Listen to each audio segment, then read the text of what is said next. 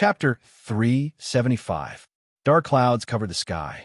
The lightning that wandered above the clouds illuminated the sea of raging waves that was covered by black clouds, making it bright and dark at times.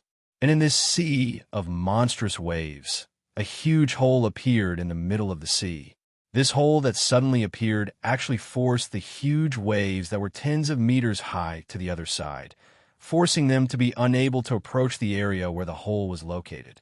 On the other side of the hole, the AS Strongbow stood there, his entire body shrouded in waves of rising mist. He silently allowed the torrential rain to flow all over his body. This was an emergency decision made by Ray Minkai when the Lambda drive system was at the critical point of overheating. In the near-zero distance confrontation of a Lambda drive system just now, whether it was the King of Hell or the strong crossbow, both had used power beyond the understanding of ordinary people. Although the weapons in their hands had long been damaged and blown away in the previous battle, even if they had lost all their weapons and could only fight with their bare hands, the two AS-class fighters still showed a terrifying fighting spirit and launched a series of fatal attacks at the enemy. Therefore, these two AS were built with the most cutting-edge technology possessed by humans in today's world. At the same time, they were also equipped with the mysterious Lambda drive system. Every time they waved their fists and kicked out their legs, they were able to do the same as the legendary and mythical warriors, exploding and splitting the surrounding sea. The power that the Lambda drive system could possess was almost completely stimulated by Ray Minkai and the King of Hell's pilot, Xia Yulan, who participated in this hostage-snatching operation. Boom! Boom! In an instant, the terrifying storm set off by the battle between the strong crossbow and the King of Hell actually suppressed the hurricane from the power of nature at this moment. And under the full blow of the two, a hole of nearly 100 meters was blasted open in the vast and boundless sea. Accompanied by the shocking explosion, the sea under the feet of the strong crossbow and the King of Hell was instantly torn apart by the powerful pressure, forcing it to separate from the middle, revealing a layer of water that was only tens of meters from the bottom of the sea. In the midst of the explosion, Ray Minkai quickly drove the strong crossbow to the other side of the hole. The King of Hell did the same and retreated in the opposite direction. Along with the retreat of the two AS-class fighters that caused this huge hole, the huge hole that had lost its support finally regained its previous state of raging waves under the fierce impact of the surrounding waves that were glaring at it like a tiger watching its prey. Rumble! Countless huge waves surged from all directions. Under the gaze of the powerful crossbows and the King of Hell, they quickly filled up the hole. At the same time, a deafening roar erupted, wantonly attacking Ray Minkai's hearing. Ow! The heat dissipation of the Lambda drive system, the heavy rain above the crossbow had been pouring for some time. Amidst the endless torrential rain, the crossbows took the opportunity to quickly cool down. Now, it has dropped to the point where we can continue fighting. However, please take note, although this rainstorm can cool down the Lambda drive system, due to the highly corrosive seawater, the crossbow cannot continue to fight in such an environment for a long time. AL's answer was reassuring, but it was also worrying. Fighting in the ocean environment was a risk of malfunction caused by the highly corrosive environment. Although the crossbow was enhanced by the power of the Lambda drive system, the sea of raging waves was still daunting, especially after Ray Minkai made the decision to use the rainstorm as an emergency cooling. This risk increased exponentially. High temperature, high concentration of salt. This was simply the mortal enemy of a steel body. Let's end this quickly. Ray Minkai knew that the other party would probably make the same decision. After all, the King of Hell's cooling system was even more unbearable. After using such a powerful Lambda drive system, even with the heat dissipation effect brought by the storm, its own heat would inevitably reach a threshold. If it was not dealt with in time, the King of Hell would probably be one step ahead of the crossbow due to the overheating of the Lambda drive system. The howling storm continued. The ice-cold, torrential rain fell from the sky, covering the face, along with the loud, rumbling sound of the huge waves crashing. The moment the hole was completely filled, the King of Hell and the crossbow were activated at the same time. They stepped on the rolling waves, split the huge waves in front of them, and pounced on each other. At this time, in the bright and sometimes dim waves, the two AS were like mortal enemies on the battlefield, crazily attacking each other. Gotcha! Above the nine heavens, bolts of lightning broke through the void and pounced on the two AS, shuttling through the waves, punching and kicking. However, they were easily blocked by the wall activated by the Lambda drive system with a casual raise of their hand. Then, they once again entered the battle to kill each other. Al, how much time is left before this storm ends? This storm was not stationary, even if the nearby sea was the cradle of this storm. Right now, we are already close to the outer area of the storm. As long as we can hold on for another half an hour, this storm will definitely leave this sea area and follow the scheduled route to the southern end of the western Pacific Ocean.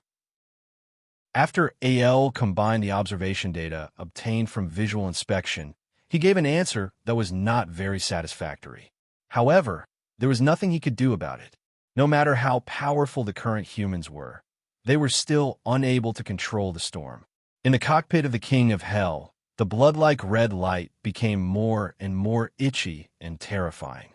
Under this blood-colored light that seemed to have turned into a flowing stream, the thin and small figure named Xia Yulan stared coldly at the crossbow.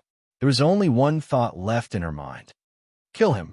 This order that seemed to have been repeated thousands of times sounded in Xia Yulan's mind like a whisper in her ear. At the same time, in front of Xia Yulan's eyes, a face that Xia Yulan was extremely familiar with appeared in the light that seemed to be able to drip out of it. 9 dragons, this face that was supposed to be dead, at this moment, appeared in front of Xia Yulan's eyes, with that familiar tyrannical smile. There was a trace of terrifying killing intent in his eyes, with that pair of cold and terrifying eyes. Looking at Xia Yulan, facing Xia Yulan, he ordered, "Kill him." Illusion? Xia Yulan didn't think so. This was because the appearance of this face was too real. So real. It was as if the 9 dragons were standing behind Xia Yulan. And just like before, they ordered him, "Kill him." It was a familiar and simple order. Buzz. The 9 dragons' voice gradually faded away. A faint light rose from the hands of the King of Hell, as if he was wearing a pair of terrifying boxing gloves. In the blink of an eye, Xia Yulan's hands moved. The King of Hell actually put his hands together and made a gesture that Ray Minkai was extremely familiar with. 9 dragons. The surprise in his eyes disappeared in a flash. The crossbow's legs bounced, and with a distance of a hair's breadth, it narrowly dodged the lightning strike of the King of Hell. Looking at the surface of the sea that had been torn apart by the physical shock wave of the King of Hell, Ray Minkai's eyes clearly revealed a trace of seriousness. Undead. This was the fact that Ray Minkai had already guessed when he saw the King of Hell appear. Undead. You should return to the hell you're in. 9 dragons. High up in the sky, the crossbow flipped over and landed with a loud bang, kicking out a terrifying whip kick at the King of Hell. Xia Yulan did not dare to be careless. With her timely reaction, the King of Hell retreated repeatedly, barely dodging the whip kick that came from the sky. Boom! A splash of water exploded. The crossbow that had missed did not stop. Instead, it took advantage of the situation and stepped on the ground. The power of the Lambda drive system exploded, shooting out the crossbow like a cannonball, breaking through the water in front of its eyes. It waved its fist and threw a straight right punch at the rapidly retreating King of Hell. Buzz! The King of Hell raised his hand, and the wall of the Lambda drive system blocked the crossbow's right front, firmly blocking its path, not allowing it to move forward at all. Who? The sound of the rapid wind tore through the torrential rain, and it also tore through Xia Yulan's hearing. Immediately after, a violent impact sent the King of Hell flying. It rolled and plunged into a huge wave that had just been set off. It turned out that when the King of Hell blocked the crossbow's right punch, Ray Minkai had controlled the crossbow to kick out its left whip kick at that instant, ruthlessly lashing out at the waist of the King of Hell, who was unable to defend in time. This attack was a success. After the huge wave drowned the figure of the King of Hell, the crossbow was unable to find any signs of the King of Hell's movements for a long time. It was as if the outcome of this battle had already been decided. However, Rei Minkai did not dare to relax just like that. Before seeing the King of Hell turn into wreckage with his own eyes, Rei Minkai would never think that it would be so easy to defeat it. The huge waves were still churning. The lightning in the sky was still wantonly swimming through the clouds. The crossbow standing in the middle of the raging waves seemed to be unable to find any traces of the King of Hell. The passage of time seemed to be telling Rei Minkai that the King of Hell might have been defeated.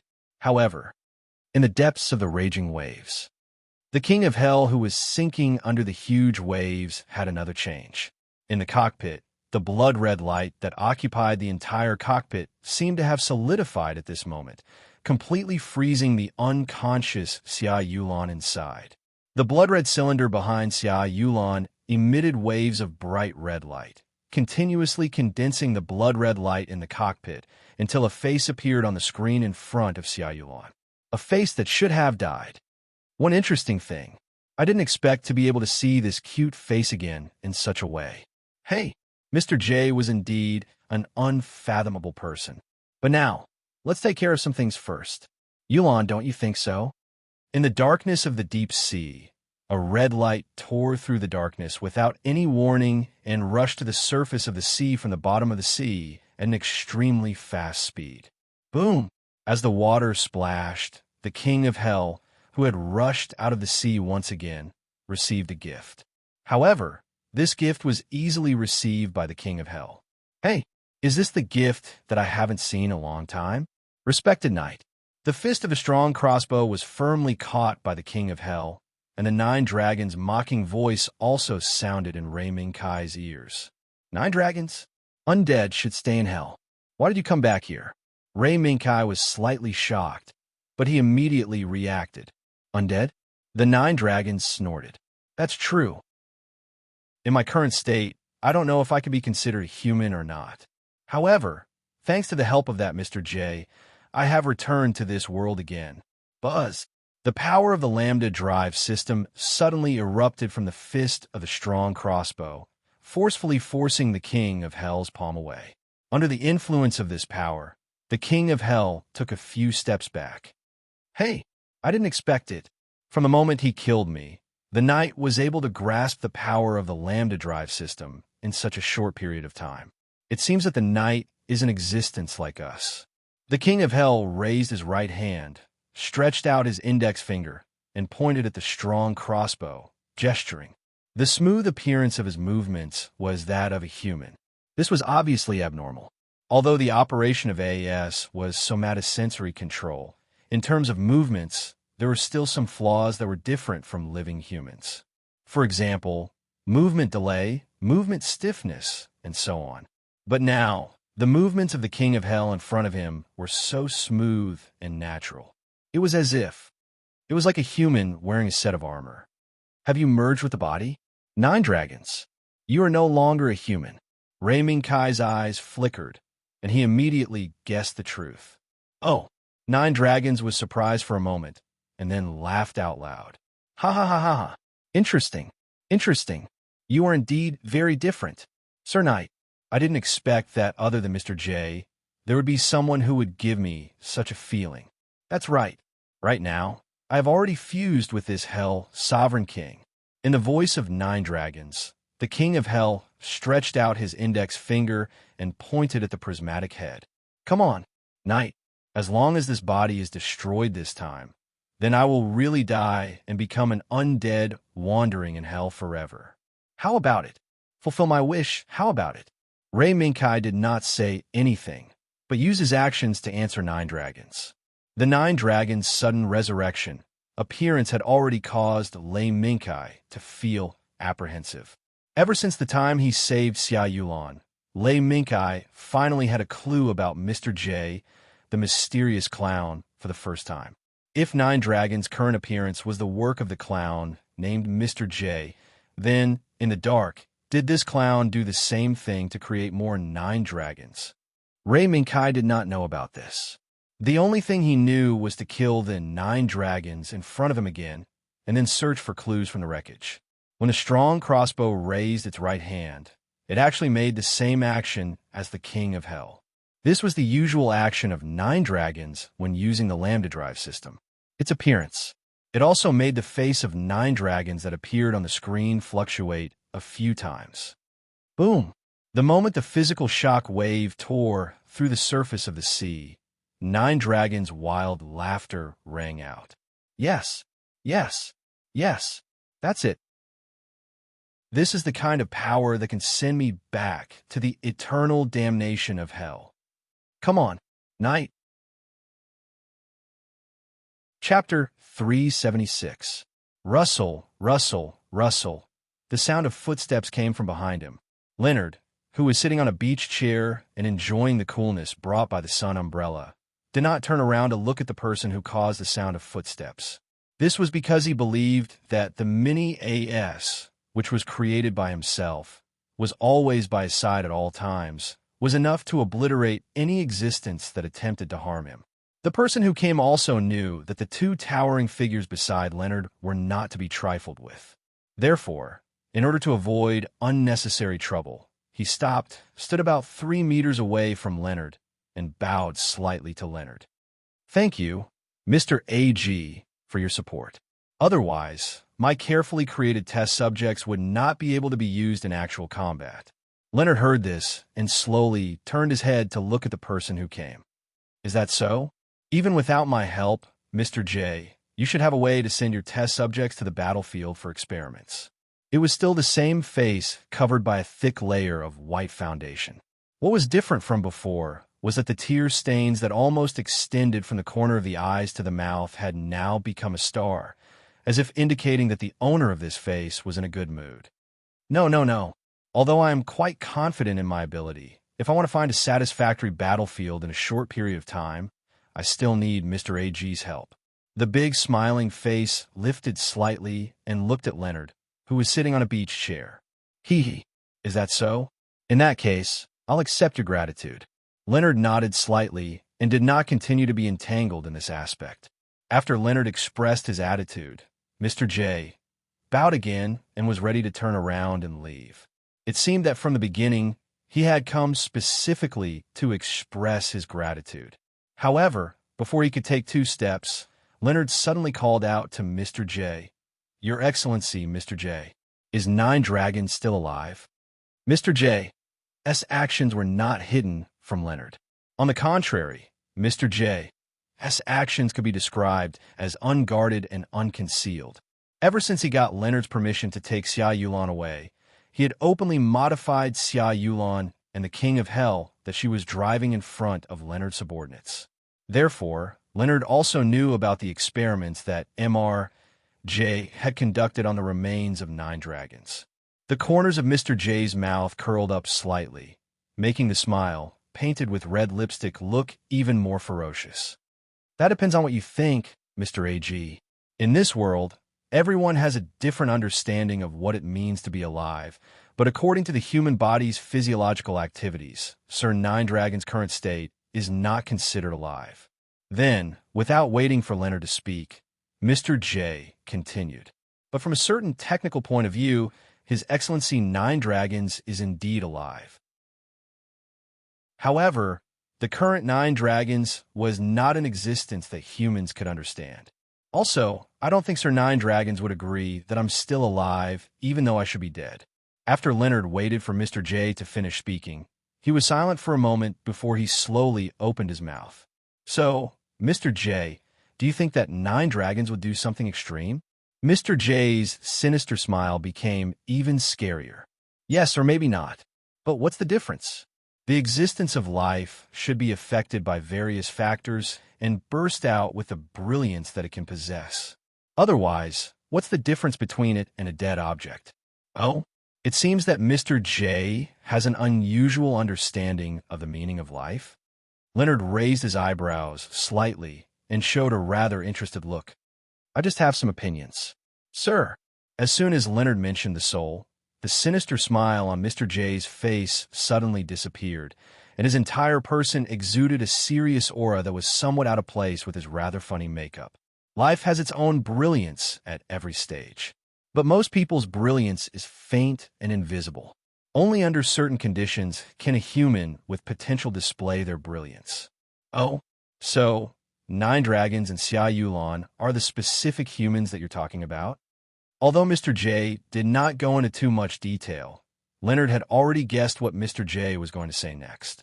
Mr. J, who was scolded by Leonard, did not get angry. He just nodded slowly.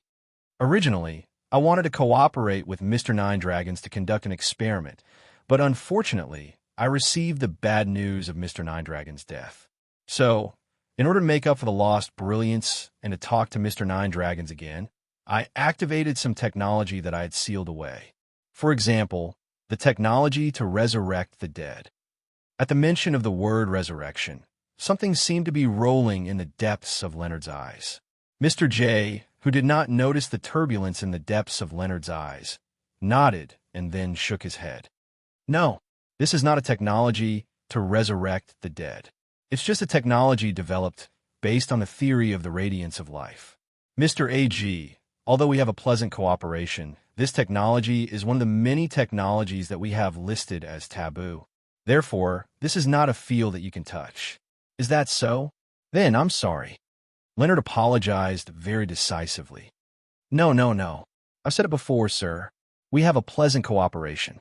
This is just an exchange between allies. The moment the conversation ended, the seriousness on Mr. J's face dissipated like smoke, and he once again returned to his comical appearance. It's time for a pleasant conversation to end. Then, I'll take my leave, Mr. AG. But just as Mr. J turned to leave again, Leonard suddenly called out to him again. Your Excellency, Mr. J. What if Mr. Nine Dragons dies again? Then die again. Come on, send me back to hell again. Amidst the lightning and thunder, the blood-red steel body stepped on the huge waves and gestured with its prismatic head. And the answer to this provocation that could attract hatred was a pair of iron fists. Layers of huge waves were blasted away by the pair of iron fists. As the water splashed all over the sky, the figure of the crossbow rushed in front of the king of hell like lightning. At the moment when the crossbow's iron fist smashed down, the scene that had appeared many times without any surprise appeared again. The king of hell raised his head slightly, and the wall of the Lambda drive system instantly blocked the crossbow's fists. Is that all you've got? Nine Dragons' voice came from the king of hell's body. The king of hell's right hand formed a knife and went straight for the crossbow's chest and abdomen. Furthermore, there was a white light emitting from it. It was obvious that this was a fatal attack aimed straight at the crossbow's vital point. Rei Mingkai's eyes flashed, and the crossbow's left fist instantly retracted. At the same time, he turned his palm into a knife and went straight for the king of hell's right hand. Boom! The same move, the same power, but at this moment, they had become each other's enemy. The moment the power of the Lambda drive system collided, it set off gusts of strong wind that contained strong energy fluctuations. It forcefully broke apart the sea surface where the crossbow and the king of hell were located, separating the rainstorm that filled the sky. It also made the whistling wind lose the qualification to participate in the battle between the two. Hum. The power of the Lambda drive system kept roaring. The terrifying energy sparks spread out from between the king of hell and the crossbow. They spread out more and more wildly in all directions, farther and higher into the sky. Hey, not bad at all. Knight. The Nine Dragons' voice was very carefree. You're not bad either. Nine Dragons. Rei Mingkai's mind became more and more focused, and he became more and more connected to the Lambda drive system that was carried by the crossbow. The most obvious manifestation of this deepening connection was that Rei Mingkai was becoming more and more proficient in using the Lambda drive system. However, the enemy in front of him, the Nine Dragons that had come back from the dead, was even more terrifying. He, who was already familiar with using the Lambda drive system when he was alive, had been transformed by an unknown technology after his death, and the Nine Dragons had become even more terrifying. The power of the lambda drive system could always be inadvertently used by the Nine Dragons. It was as if the power of the lambda drive system had become the instinct of the Nine Dragons. After death, it became even stronger. This thought flashed through Rei Minkai's mind, but Rei Minkai was not timid. This was not only because if he retreated, the son of the pill slave would definitely be captured or even destroyed by the Nine Dragons. Even he himself would definitely be killed by the Nine Dragons. Rei Minkai was very clear about this point. Therefore, the only thing he could do now was to use all his strength to kill the Nine Dragons. The light of the lambda drive system emitted by the crossbow became brighter and brighter, and the Nine Dragons also felt that the pressure on the King of Hell was increasing. This increasingly powerful pressure actually forced the King of Hell away in an instant, and the Nine Dragons almost couldn't react in time. It wasn't until the King of Hell stomped on the huge waves under his feet that the Nine Dragons laughed out loud. "Ha ha! Looks like you've thought it through, Sir Knight." "Perhaps, but now I just want to send you back to hell." The circle of light under the crossbow exploded, and the crossbow immediately rushed towards the King of Hell like an arrow leaving the bow.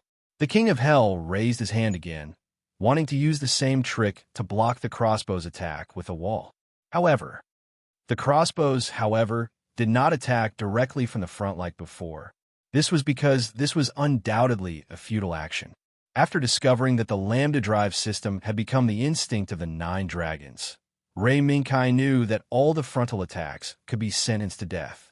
The only thing left was to rack his brains to attack. The moment the light in the King of Hell's hand lit up, the crossbow stomped on the ground with its left foot, causing a huge wave that had just been raised a few meters high to explode. Using this momentum, it disappeared into the huge wave not far away. Seeing this, the Nine Dragons snorted coldly. "What? The Honorable Sir Knight is also playing such a little trick?" The Nine Dragons were not afraid of the crossbow disappearing into the huge wave. On the contrary, he was more looking forward to what kind of surprise Rei Minkai's next move would bring him. Under the pitch-black deep sea, the crossbow floated motionlessly along with the turbulent water stirred by the storm, falling towards the even darker bottom of the sea, until Rei Minkai felt that the crossbow had touched the bottom of the sea full of sand. "Al, what do you think the chances of success are?" The darkness in front of him made Rei Minkai feel a sense of oppression. Lack of data, unable to calculate. As usual, AL gave a typical AI answer. However, before Rei Minkai could speak, AL added, "I'm not sure. Knight, there seems to be something 300 meters ahead. Maybe it can increase our chances of winning." AL's sudden and proactive words made Rei Minkai slightly stunned. He subconsciously followed AL's instructions and drove the crossbow 300 meters into the bottom of the sea. Then, he saw a long sword inserted diagonally into the bottom of the sea covered with sand. There was no doubt. There was no need to ask. The moment Rei Minkai saw the long sword, he knew what AL meant. "Al, I'm beginning to find that you seem to be more popular in the future." "Definitely, Knight." As for Rei Minkai's praise, AL actually accepted it all. In this regard, Rei Minkai just shook his head slightly. Time was of the essence. The long sword that had been sent flying from the crossbow's hand not long ago was once again held in the crossbow's hand. Standing on the bottom of the sea covered with soft sand, Rei Minkai raised his head slightly and looked at the pitch-black sea above his head that had a faint glimmer of light. There was no radar to guide him. There was no sunlight to guide him. But Rei Minkai knew that the King of Hell was right above the crossbow's head. "Al, coming." "Understood. Stand by." With the sword in hand, Rei Minkai no longer needed to think of a way to deal with Nine Dragons. Just like the Nine Dragons' usual posture when they used the lambda drive system, the only state that allowed Rei Minkai to completely control the lambda drive system was now, the moment the long sword was in his hand. Although Rei Minkai was not holding the long sword personally, Rei Minkai could feel the coldness coming from the hilt of the long sword. Sword in hand. The moment this sentence appeared in his mind, Rei Minkai's mind was incomparably focused, as if this long sword was the only thing left in the entire world. Under the sea, the longsword was firmly held by the crossbow's hands. It was slowly raised high, pointing at the pitch-black sea above his head. In the midst of the haze, as the longsword was raised, a faint light seemed to be rising from the sand around the crossbow's feet. It was as if it was an elf inhabiting this sea. As it played, it followed the crossbow's feet, body, and hands. It gathered into the longsword that was raised high by the crossbow. Then, as these faint lights gathered, a flame-like light ignited from the inside of the longsword, quickly spreading from the sword blade to the tip of the sword. This was a ray of light. When the longsword ignited with a flame-like light, the seabed that was shrouded in darkness finally welcomed the light that dispelled the darkness. The lambda drive system is operating normally. The cooling system is operating normally. Understood. AL's report was without a doubt, but it was pointing out a problem. Not enough. Not enough. If the cooling system could still withstand it. If the power of the lambda drive system had not reached its limit. The light that was ignited was far from meeting Ray Minkai's requirements. Thus, concentrate. Concentrate. Concentrate again. Imagine. Imagine. Imagine again. Ray Minkai had to concentrate the power of the lambda drive system that he could stimulate on one point. He had to turn the most powerful attack that he could imagine into the source of power of the lambda drive system. Then, he poured all the power that he could concentrate on this attack. The strength of the lambda drive system originated from the imagination of humans, from the spirit of humans, and from the obsession of humans with their own existence. Then, Ray Minkai had to concentrate all his imagination, spirit, and obsession on one point. Concentrate on one point. It had to be at the peak of perfection. The flames on the longsword tore through the darkness and the seawater that enveloped the seabed, allowing the seabed that had not been exposed to air for thousands of years to come into close contact with the air again. The flames on the longsword were incomparably dazzling and blazing. Even through the seawater that drowned everything, the 9 dragons could still see the light rising from the seabed. 9 dragons. This is a strike of the peak of perfection. One strike. The moment Ray Minkai's spirit, imagination, and obsession reached the peak, the strong crossbow suddenly swung out this attack. Boom! At this moment, the seawater boiled and the wind howled. The attack that erupted from the longsword gathered Ray Minkai's spirit, imagination, and obsession. In an instant, it broke through the seawater between the strong crossbow and the King of Hell, and it slashed down towards the King of Hell like a giant pillar that supported the sky. The strength and breadth of the attack actually gave the 9 dragons the illusion that there was nowhere to escape. Is this your strongest attack? Knight. Amidst the 9 dragons' furious roars, the King of Hell was instantly wrapped tightly by the wall of the lambda drive system. However, the moment it came into contact with the peak of perfection attack that was launched by the strong crossbow, it shattered with a loud bang. It was simply unable to block the peak of perfection attack of the strong crossbow. Hey, Elon, as expected, only hell is suitable for me? This F***king world. Boom! The shocking pillar of light slashed down with a loud bang, and a huge hole was once again split open on the surface of the sea. Even the howling wind became extremely obedient under the attack of the shocking pillar of light. In an instant, the world was silent, leaving only the gradually dispersing clouds and the sunlight that gradually scattered in the sea that had been ravaged by the storm for a long time. Chapter 377. The sound of messy footsteps came from outside the door. His cold and indifferent eyes, which were unmoved by everything around him, suddenly had a strange look. Ka! Bang! The moment a slight explosion sounded, the electronic door that had been locked and could not be opened except from the outside suddenly opened. Hey, 9 Dragons puppy, are you still lazing around in bed? In the light smoke, a group of men in camouflage uniforms and armed with submachine guns rushed into the ward one after another, which had no chance of fighting in the first place. Behind these big men, A middle-aged man with a haggard face but a proud look looked up and down at the girl sitting on the bed. Mr. O. The girl on the bed slowly opened her mouth and coldly said the middle-aged man's name. Or rather, it was a code name. This was 10 minutes after the son of the dance slave was attacked. Under Kalinin's deliberate arrangement, the intruders who rushed into the son of the dance slave did not realize that they had fallen into a trap. Instead, they quickly rescued Qian Shanwu, who was deliberately released from prison. With the defeat of the blocking force sent by Kalinin, Qian Shanwu, who thought that he was about to reach the bridge of the son of the dance slave, began to have some thoughts. For example, during the interrogation of Teresa and Ray Minkai intentionally or unintentionally mentioned something about Xia Yufeng, and Qian Shanwu remembered it. This was because he already knew that Xia Yufeng and Xia Yulan, the pair of dogs raised by 9 dragons, had lost their owner. So, in a sense, as Mr. AU, Qian Shanwu also had his own thoughts. That was to use his identity as a substitute to fight for some insignificant benefits. And this pair of skillful yet gorgeous twins was the idea that had arisen in his mind. After all, as a substitute, he also needed some capable guards to protect his safety. Otherwise, it would be beneath Mr. O's reputation. Qian Shanwu believed that he could roughly guess the thoughts of the person he was playing.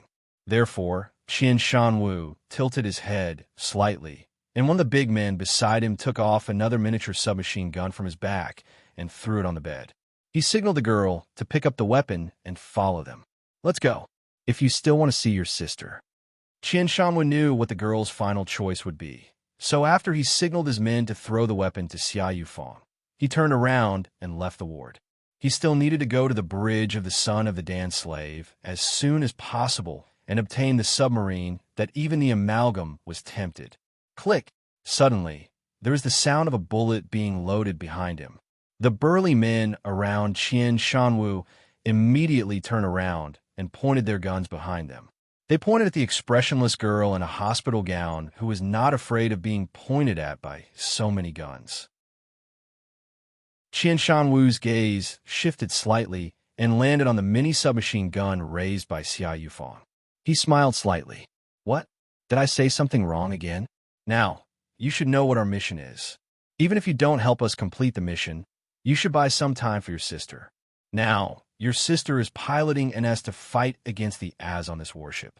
Don't tell me that you're just going to lie on a hospital bed and watch your sister fight. Qian Shanwu's provocation was very effective. In other words, the bond between the twins was far more important than threatening Qian Shanwu with a gun. Therefore, Xia Yufeng slowly lowered the muzzle and looked at Qian Shanwu. What I need to do? Give me the order. Xia Yufeng's obedience made Qian Shanwu's mouth curl up slightly, and there was a hint of pride in his eyes. Hey, that's it. Lackey, you should always act like a lackey. Qian Shanwu pushed away the big man, protecting him, and walked in front of Xia Yufeng. He looked at Xia Yufeng's eyes condescendingly, as if he was looking at his own puppy, and ordered, "Open the way. Let me see how powerful a lackey raised by 9 dragons is." This almost humiliating words did not cause Xia Yufeng to fight back. Instead, it made Xia Yufeng more focused on the mission that was about to begin. Under Qian Shanwu's unrestrained gaze, Xia Yufeng simply tested the mini submachine gun in her hand, then coldly walked past the big men and took the position of the main attacker. Then the wide hospital gown suddenly fluttered. Xia Yufeng's petite body burst out with a powerful force, and in the blink of an eye, she rushed a long distance and disappeared at the corner of the aisle ahead. Quick, what are you waiting for? Are you not as good as a little girl? Without a doubt, Xia Yufeng's performance just now had conquered Qian Shanwu. Qian Shanwu, who was proud of his decision, actually had thoughts about the big men who had just saved him from imprisonment. The gunshots, screams, and the smell of blood came from the corridor in front of them. There was no way to disperse the strong smell of blood in the narrow passageway. In just a few minutes, the entire passageway had turned into a veritable hell. More than 10 people were lying on the ground, all over the place. Under these people, Pools of dazzling red quickly spread until the edges of Qian Shanwu's leather shoes were dyed red. Moreover, what made Qian Shanwu and the invaders even more surprised was that Xia Yufeng, who was standing in this hell that could destroy normal people's thoughts, was so dangerous and so beautiful at this moment. That blood-stained hospital gown deeply stimulated Qian Shanwu's eyes. Amazing. So strong. Qian Shanwu paused for a moment, then waved his hand vigorously. Quick, cover Xia Yufeng. Quick. With an order, many invaders followed behind Xia Yufeng, providing cover fire for her. Therefore, under Xia Yufeng's terrifying offensive ability, the invaders led by Qian Shanwu advanced faster and faster, almost touching the edge of the bridge. Colonel, they're here. Kalinen's voice came from the communication channel. Teresa, who withdrew her gaze from the main screen, asked softly, "Is everyone ready?" "Yes. But, Sir Colonel, isn't this a little risky?" Teresa put down the braid in her hand and smiled confidently. "Risky? It is indeed risky, but it's worth the risk." Teresa's attitude made Kalinen fall silent for a moment. In the end, this steady major might agree with Teresa's plan. "Then, I'll close the net at the right time. I hope that before that, Sir Colonel can protect yourself." "That's natural, young hero Kalinen." Tot-a-tot. Suddenly, a burst of gunfire came from outside the bridge. Captain Richard, who had been guarding Teresa all this while, reminded her. Teresa nodded. She then stood up and shouted in a delicate voice, "Everyone get ready. Although some bad things will happen to everyone later, I believe that everyone will be fine in the end." Everyone on the bridge nodded one after another, expressing their support. Although Teresa's plan was somewhat risky, she was strong enough to prevent bad things from happening. Boom! Another explosion rang out. The automatic door in the bridge followed the same fate as the automatic door in the ward. It seems that the cost of repairing the automatic door will be counted on these people. Teresa sighed slightly when she saw the many muzzles rushing out from behind the exploded automatic door. It seemed that if the plan went smoothly, this would be the last door destroyed by the son of Dan's slave in this operation. "Yo, Mithril girl, I didn't expect to meet you like this. As the saying goes, every dog has its day. Today it's my day." The haggard look on Qian Shanwu's face was swept away. What was left was a complacent look of someone who had succeeded in his scheme. Teresa ignored Qian Shanwu. Instead, she looked at Xia Yufeng, who was standing on the side. Her white hospital gown was stained with blood. "Miss Xia, it seems that you've chosen to be our enemy in the end." Xia Yufeng was speechless. She just raised the mini submachine gun in her hand. This might be Xia Yufeng's attitude. In this regard, Teresa only shook her head slightly and looked at Qian Shanwu again. "Mr. Qian Shanwu, do you really think you've succeeded?" Qian Shanwu raised his eyebrows, looked around, pointed at the bridge that was already occupied by his men, then opened his hands and said loudly, "Isn't this a success?" However, in the next second, Qian Shanwu suddenly found that his waist seemed to be pointed at by something. He looked back and found that it was Xia Yufeng, who had been fighting a bloody battle, who turned the muzzle and pointed it at his waist. "Really? I don't think so. You? Xia Yufeng, do you know what you're doing?" "I know." This is the teacher's order. Xia Yufeng's expression was neither sad nor happy. She didn't show any emotion when she suddenly turned the muzzle and pointed it at her teammates. "Teacher, no matter how powerful Jiulong is, he's a dead man after all. Why do you still listen to his orders? Xia Yufeng, help me seize this submarine. When the time comes, I'll give you whatever you want." The situation took a turn for the worse. Qian Shanwu hurriedly spoke, trying to appease Xia Yufeng, but it had little effect. He didn't know that in Xia Yufeng and Xia Yulan's understanding of the twins, only Jiulong's orders were the meaning of their existence. Therefore, after realizing that she couldn't fulfill Jiulong's last wish, Xia Yufeng did not hesitate to take action that she thought was the most beneficial. "It seems that you've miscalculated, Mr. Qian Shanwu, or one of the amalgam leaders, Mr. O's stand-in." In just a short moment, the The situation changed so rapidly that Qian Shanwu and the many burly men following him couldn't react in time. The weapons in the hands of the burly men who controlled the bridge were instantly taken away by the bridge members who had been waiting for a long time. Under the threat of the muzzle, they obediently walked to the middle of the bridge and squatted down. It was not that the intruders didn't dare to resist, but the moment the bridge members took away the guns, a large number of fully equipped mithril soldiers rushed out from behind the automatic door that was blown open. What shocked the intruders even more was that these mithril soldiers were wounded. Looking at the extremely dazzling patches of red, as long as one wasn't a fool, they would have already guessed that these soldiers who rushed in must be the corpses they saw lying on the ground in the corridor just now. These corpses, who were supposed to be dead, came back from the dead and ran out with guns pointed at them. The trick behind this must be Xia Yufeng, who suddenly betrayed them.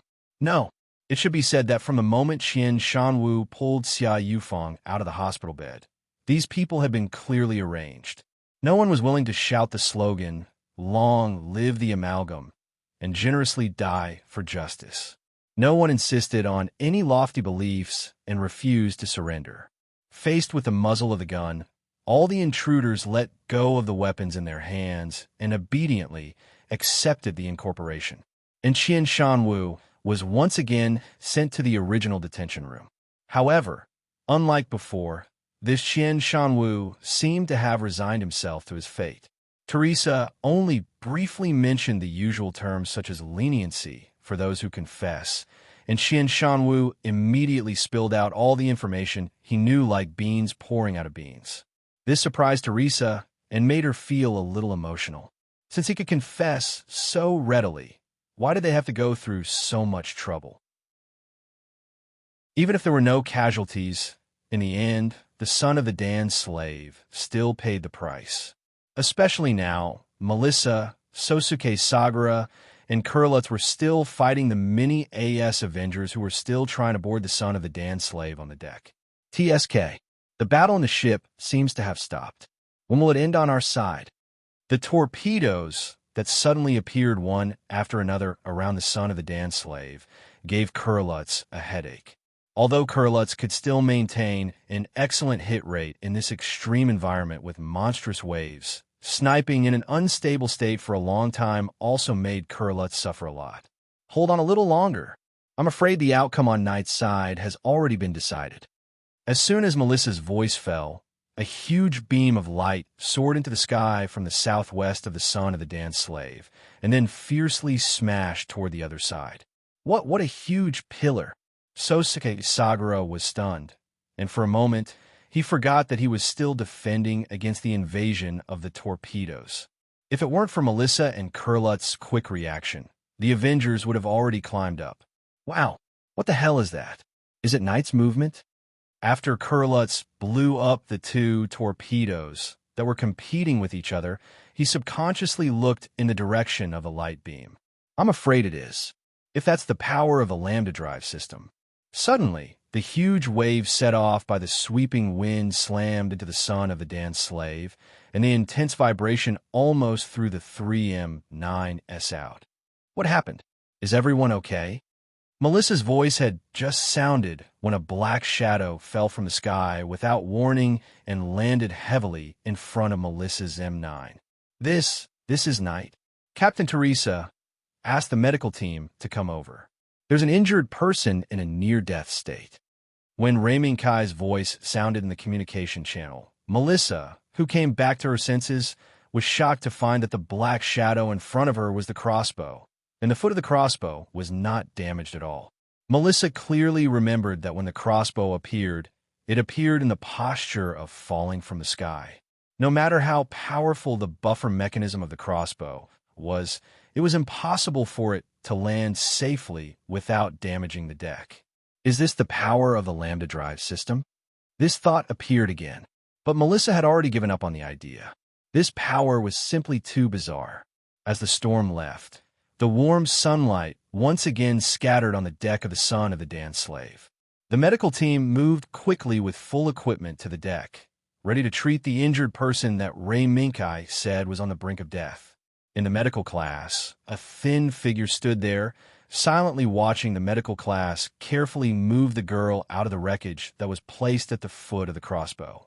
She's seriously injured. She didn't die on the spot? After a little inspection, the medical team was shocked. According to the condition of the girl that was rescued from the wreckage, it was enough to say that she would die dozens of times. How could she survive until now? Let's save her first. Lei Minkai walked down from the crossbow and glanced at the girl covered in blood. He couldn't help but remind the medical class. This was the wreckage that was accidentally found after the battle with 9 dragons. At that time, Lei Minkai was also the same as the medical team. Lei Minkai was shocked by the fact that the wreckage was able to survive the explosive attack of the powerful crossbow. However, after AL reported that there was still a trace of life in the wreckage, Lei Minkai decided to bring it back to see what was going on. In the end, what Lei Minkai did not expect was that the girl in the wreckage was actually Xia Yufeng's sister, Xia Yulan. Chapter 378. The same setup, the same room, and the same people. The only difference was that something happened between the 3 people in this room in a short period of time.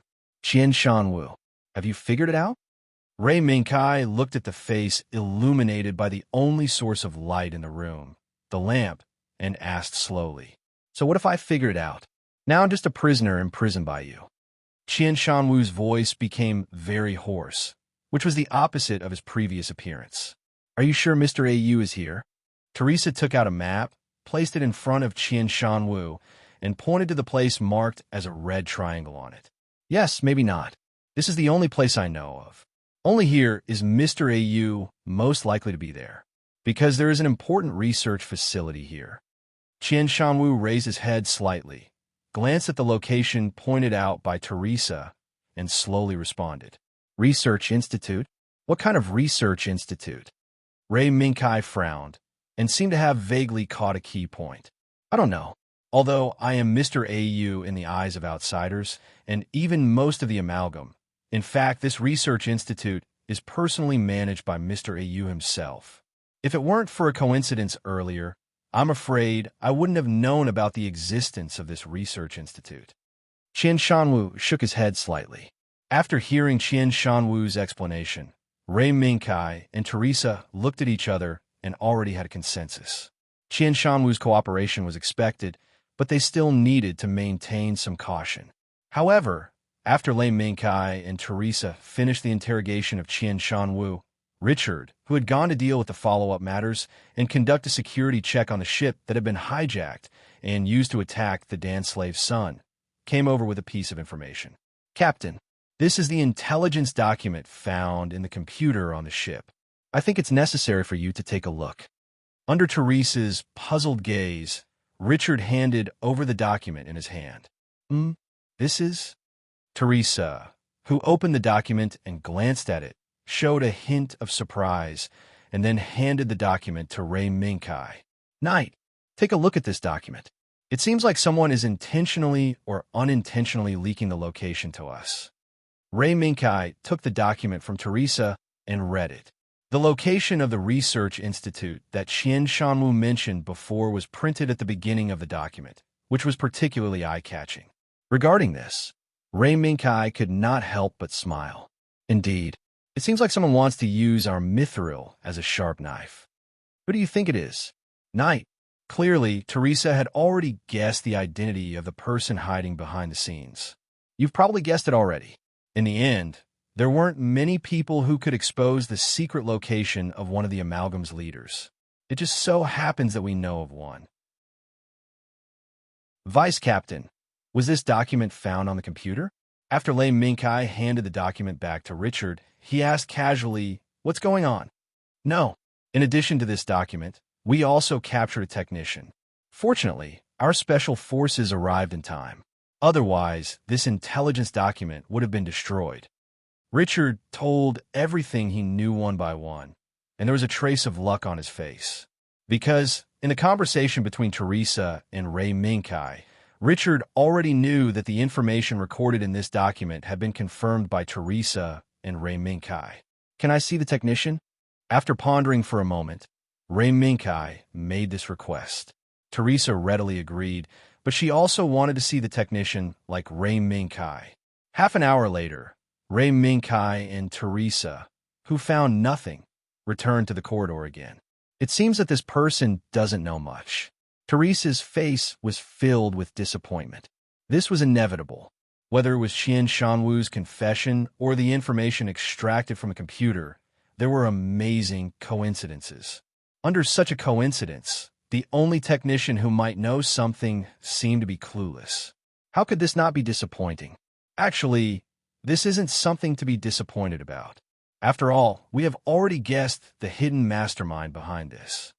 Ray Minkai said while thinking, I'm afraid that there are already signs of internal strife in the amalgam. This might be our chance. Teresa glanced at Ray Minkai and said with some annoyance, You're right. Being used as a sharp knife by that person? Aren't you afraid of being attacked from both inside and outside? Of course. But, as mentioned before, this might be an opportunity. A chance to see the strength of the amalgam.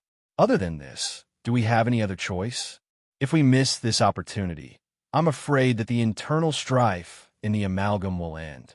At that time, what we will face will be the complete integration of the amalgam. Risk and reward coexist.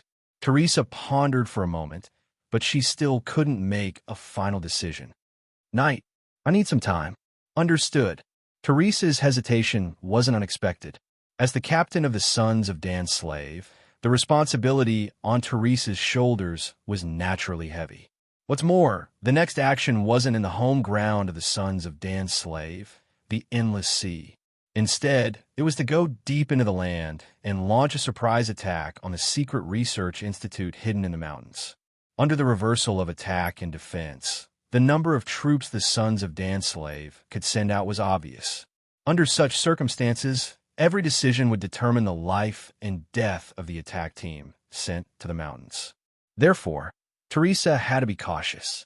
The moon set and the sun rose. A new day had arrived. The hijacked ship, under the secret escort of the Sons of Dan's Slave, safely returned to the port under the control of the Mithril Alliance and waited for follow-up arrangements. At this moment, Ray Minkai, Kalinin, and Sosuke Xiangliang stood in Neku and pointed at the wreckage left behind by the miniaturized AS Avenger. Knight, this is the new enemy we encountered. This thing is really scary. If careless, 2 or 3 well-trained soldiers may not be its opponent. Kalinin remembered the situation when they encountered these Avenger during the defense of the ship. Until the end of the battle, the casualties on the Sons of Dan's Slave all came from the battles with these Avenger. Fortunately, due to the active activities of Melissa, Cruz, and Sosuke Xiangliang on the deck, not many of these terrible things were released. Major, if these miniaturized AS carry heavy weapons, I'm afraid the M9 will also be besieged. Unlike Kalinin's situation, Sosuke Xiangliang, who relied on the M9 to attack the miniaturized AS Avenger from the beginning to the end, also gave an extremely cautious conclusion. This is the masterpiece of one of the Amalgam's leaders. It has power beyond the understanding of ordinary people and high intelligence that can handle most of the Master's orders. Therefore, the Major and Sergeant Xiang Liang's opinion is correct.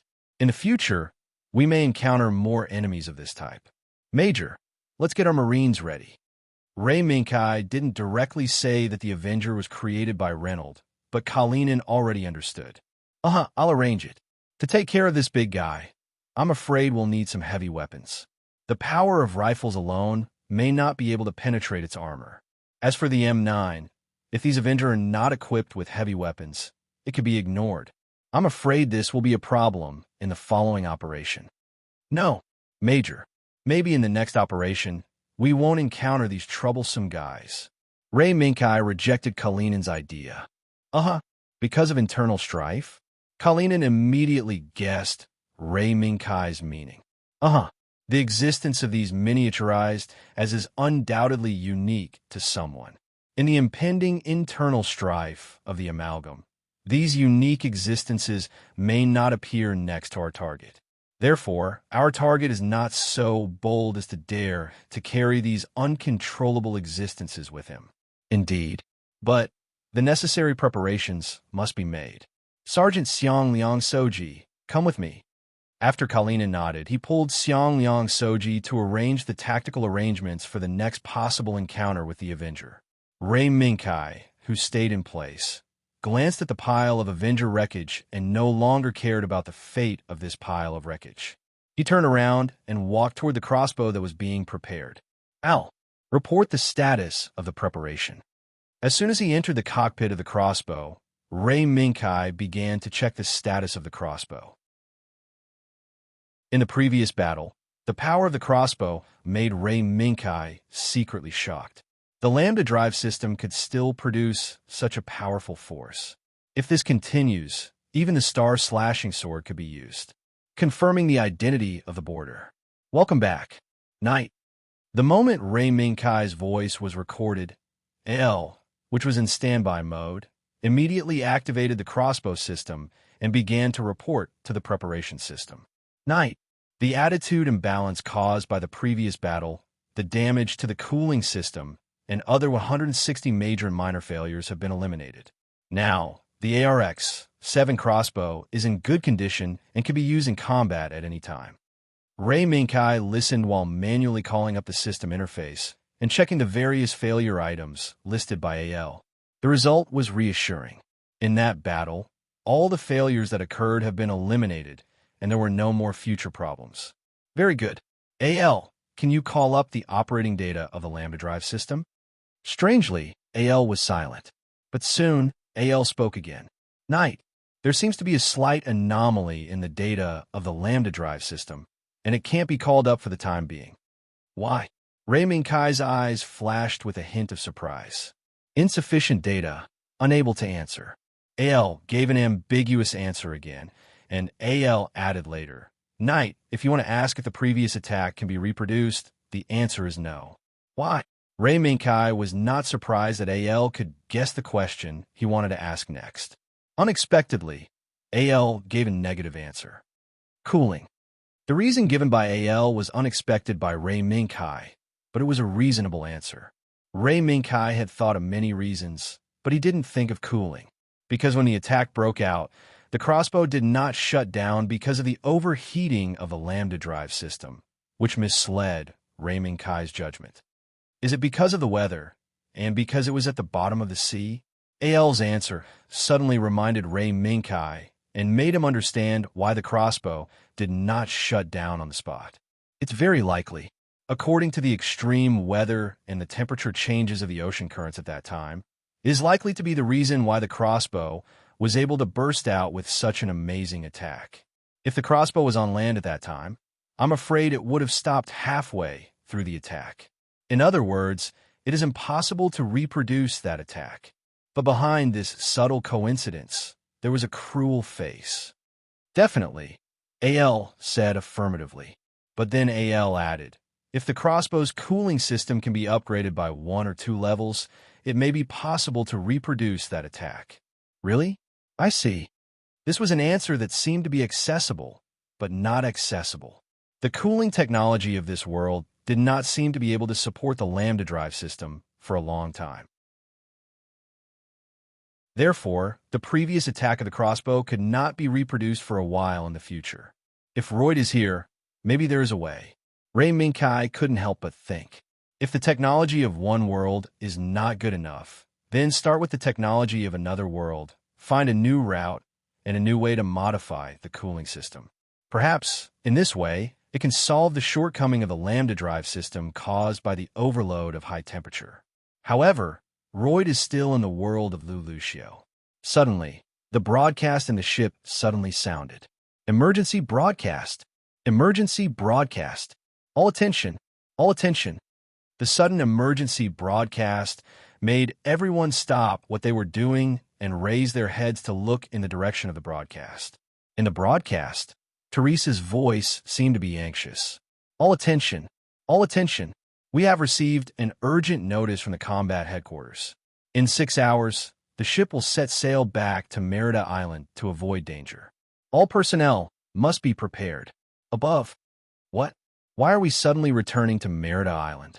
As soon as the news was announced, it immediately caused everyone to be puzzled. But in the crossbow, Ray Minkai received an encrypted communication from Teresa. Knight, it seems that our action will have to be delayed for some time. Why? Ray Minkai was also puzzled like the people outside. Because NASA suddenly released an internal message. Asteroid Z0006-1 has broken through the orbit of the Earth and the Moon and will fall into a sea area in the western Pacific Ocean in 72 hours. In order to avoid danger, the son of Dan Nu has to choose to return to Merida Island to resist the possible tsunami disaster. The asteroid hit Earth? Teresa's news made Ray Minkai a little confused. In his memory of the all-metal world, there was no such thing as an asteroid hitting Earth.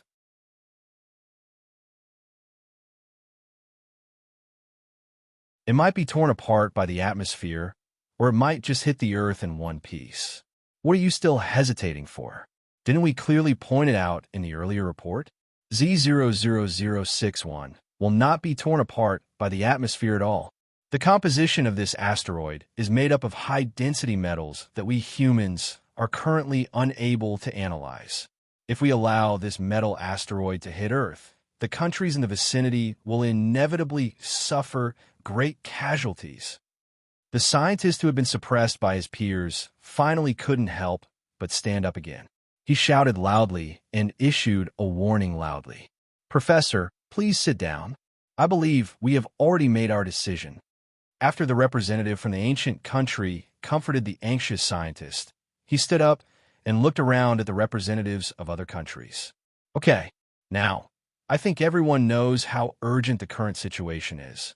If this continues endlessly, then it means that at least hundreds of millions of our human compatriots will suffer a disaster from outer space. As soon as he finished speaking, the blond man sitting across from him raised his hand to vote. Following the blond man's vote, half of the people in the entire conference room also voted. Around the representatives of the ancient kingdoms, many of them also raised their hands to vote. 12 hours later, on Earth, within the borders of the countries at the top of civilization, white pillars of smoke rose into the air. They flew toward the empty space, and also toward the asteroid that was about to break through the final orbit. The missiles have been launched. The target is asteroid Z0006-1. The orbit is not normal. When the CIC announced that everything was normal, everyone breathed a sigh of relief. What a close call. Ray Minkai, who was standing next to Teresa with Richard, couldn't help but sigh. The attitude shown by the humans of this world had indeed given Ray Minkai a new understanding of them. He didn't expect that in the face of an outer space disaster, they would have the courage to use their own weapons of mass destruction to attack the visitors from outer space. This was truly a performance that made people gasp in amazement. But at the same time, Ray Minkai was secretly shocked. This was because the amalgam, which had been hidden in the dark for decades, seemed to have spread to all walks of life in various countries. There could be members of the amalgam in every field. Under such circumstances, the unity of the various countries might be due to the secret operation of the amalgam. But this was only Ray Minkai's speculation, and it was very likely wishful thinking. After all, compared to the Mithril organization, which had a compact structure, the amalgam was independent and acted independently. They didn't seem to have the idea of truly uniting all of their forces. Those who had such thoughts had either left this world or had been expelled from the Amalgamate organization. It seems that the extraterrestrial disaster this time will be resolved just like this. Richard, who had served for a long time and even experienced the most terrifying Cold War in human history, was naturally amazed by the unity shown by the humans at this moment. Because of this, he firmly believed that the humans who showed such unity would definitely resolve this outer space disaster. Maybe. Teresa's right hand subconsciously pinched her braid. She was thinking again. After combining the relevant information collected by the Mithril organization, the result she came to was almost the same as the result of the meeting. However, a strange and indescribable feeling lingered in Teresa's heart, and she couldn't get rid of it. Captain, Is there something wrong? Richard noticed Teresa's strange behavior. No, nothing. Continue to maintain level 1 combat readiness. Yes. Teresa then turned to look at Ray Minkai. Knight, you really don't want Mira to come here? Teresa was a little surprised that Ray Minkai did not want Mira to come here. This was because, in Teresa's impression, compared to a peaceful city, Merida Island, which was always in a state of war, was more reassuring. No, Mira. It's fine if Mira stays there like this. Moreover, I have arranged a strong enough force to protect Mira. Ray Minkai shook his head, indicating that there was no need to worry about Mira's safety. Is it that lion? In Ur-7's report, he mentioned that when he rushed to the battle area, the attackers had already been eliminated by a huge steel lion. Knight, it seems that you are still hiding a lot of secrets. Teresa's gaze was gradually filled with a sense of inquiry.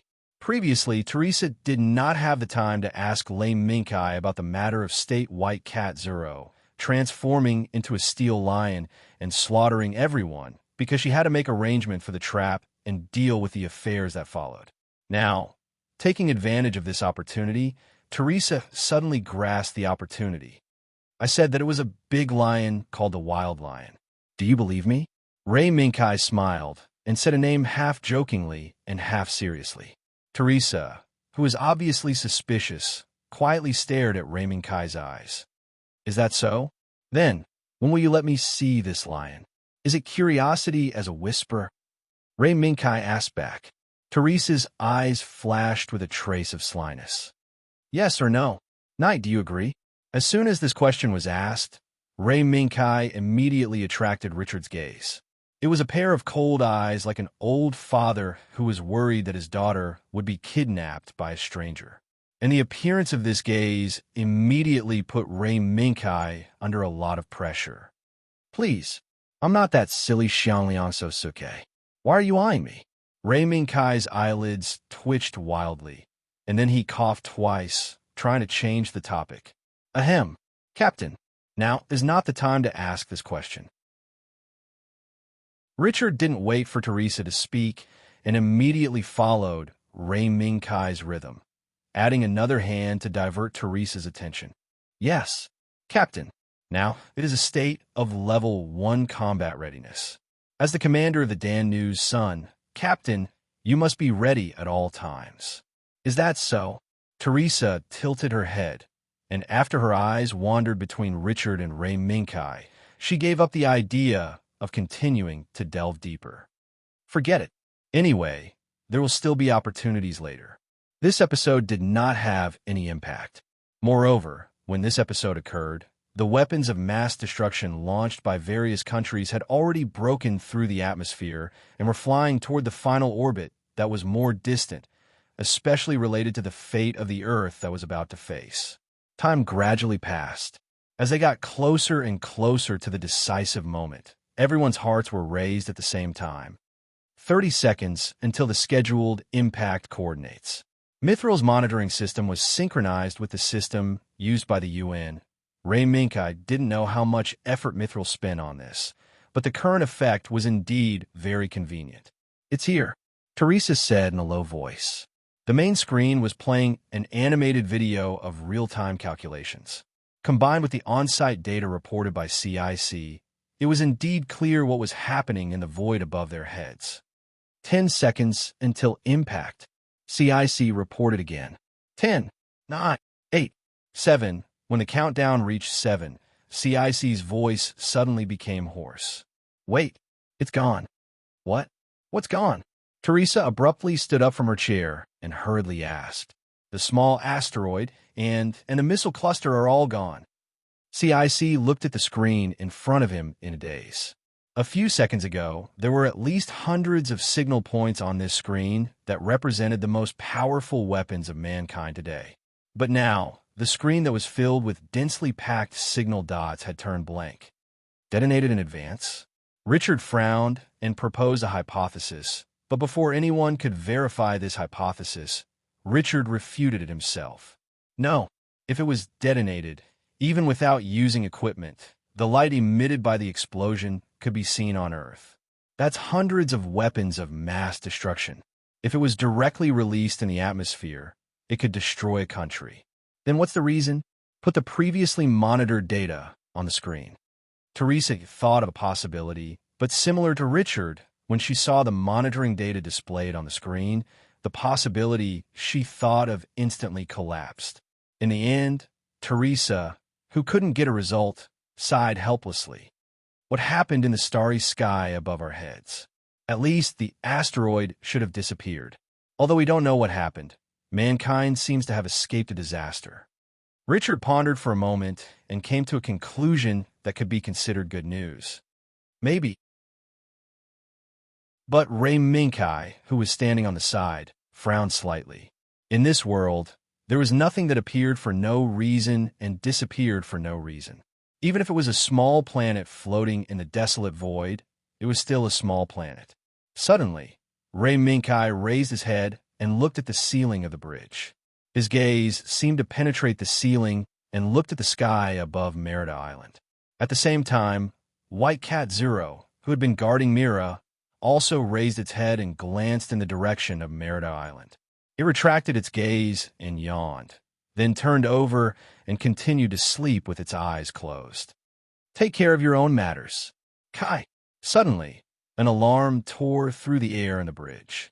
Alarm! Alarm! Alarm! An unknown high-speed object is rapidly entering the sky above Merida Island. It's fast! It's fast! Captain, please issue an emergency evacuation order immediately. What? Teresa, who had just heaved a sigh of relief at the news of the asteroid, stiffened and immediately ordered decisively. Notify everyone to take emergency evacuation. Hurry! What's going on? Teresa, who had issued the emergency evacuation order, frowned deeply. The asteroid that suddenly disappeared and the unknown high-speed object that suddenly appeared above Merida Island. Between the two, it seemed, at this moment, Teresa suddenly realized that Ray Minkai did not intend to take refuge. Instead, he seemed to be preparing to leave the son of Dan's slave and walk out of the bunker. Not you. I'm going out. There's something I need to confirm. No, it's too dangerous outside now. If you go out, you might. Before Teresa finished speaking, CIC, who had just stood up and was preparing to take refuge, froze again. Captain, there's an unknown communication request. Connect. Teresa's eyes flashed, and she decisively ordered. In the midst of the ear-piercing alarm, a strange laughter suddenly came from the flashing screen. Oh, Respected Knight Captain, where are you? Roy de Sprin has obeyed the orders of Her Majesty and sent the exclusive body that was built for you. Chapter 380. Not long ago, in a desolate airspace in Jupiter's orbit, a mysterious ripple suddenly appeared. With the passage of time, this mysterious ripple became stronger and stronger. When its activity reached its peak, a mysterious wave suddenly erupted in Jupiter's orbit. Then, this mysterious wave disappeared in a flash, leaving behind a space battleship that was 440 meters long, 114 meters wide at its widest point, and wide at its front and back. From a bird's-eye view, it looked like an elongated triangle. Its entire body was red, and its key parts were painted with a golden pattern that symbolized a certain meaning. At this moment, on the bridge of this red space battleship, there were sounds of people escaping death. Ha ha! Interesting. Interesting. I didn't expect there to be such an interesting thing in the universe. Ha ha! The man with short silver hair and glasses, standing in front of the command post, waved his hands and kept cheering in a completely different way from the rest of the bridge crew. Dr. Royd, please don't do this. Just now, we all tried our best to escape. The woman with short purple hair, standing next to him, who also had a look of joy on her face, couldn't help but scold her boss. Huh? What does it matter? Cecil, don't you think that the fact that this battleship can encounter such an interesting thing on its first voyage is a sign of a wonderful adventure about to happen? Although he stopped waving his hands, the man named Royd still couldn't control his joy at the new thing in front of him. Doctor, now, we must hurry up and complete the mission at hand. Otherwise, we will encounter the same accident again. Cecil's eyebrows twitched sharply a few times, but he finally endured it. Cecil, who has worked with Royd for many years, naturally knows what to do at this time. He won't let this guy take a mile after taking an inch. Huh? Yes, yes, yes. We still have a mission. It's all my fault. I was fascinated by the space-time storm for a while. Hee hee.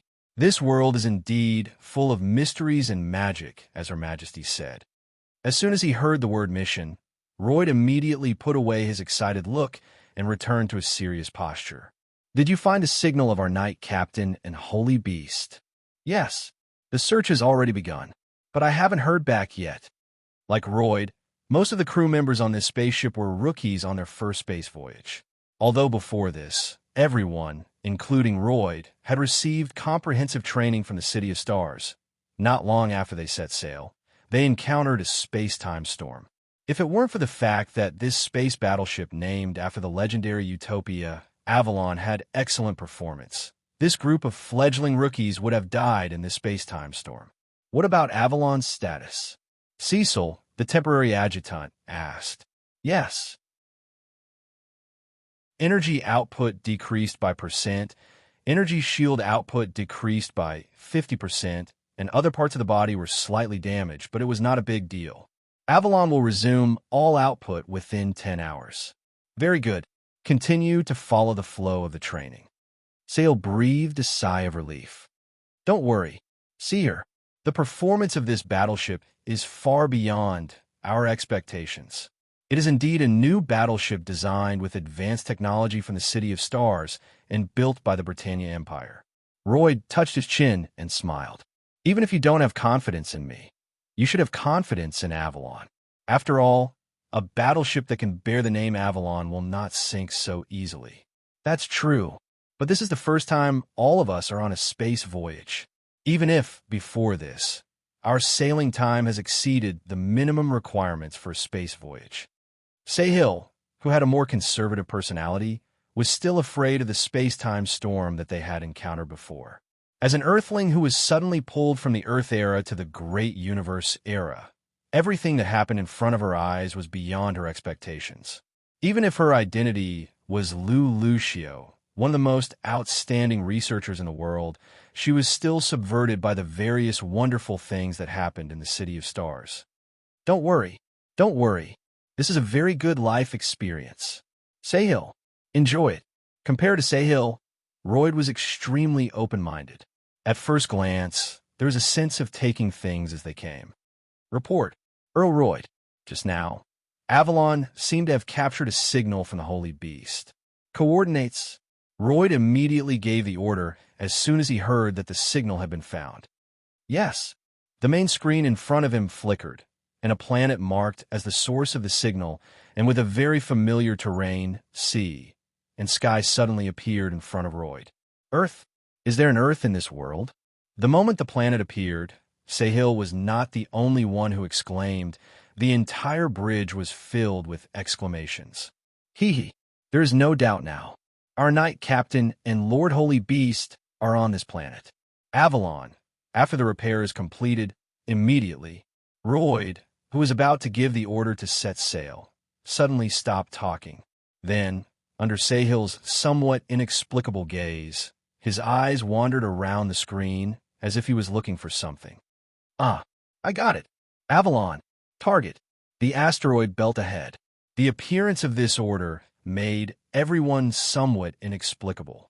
Didn't he say that he was going to meet up with their respected knight captain immediately? Why did he suddenly change his destination?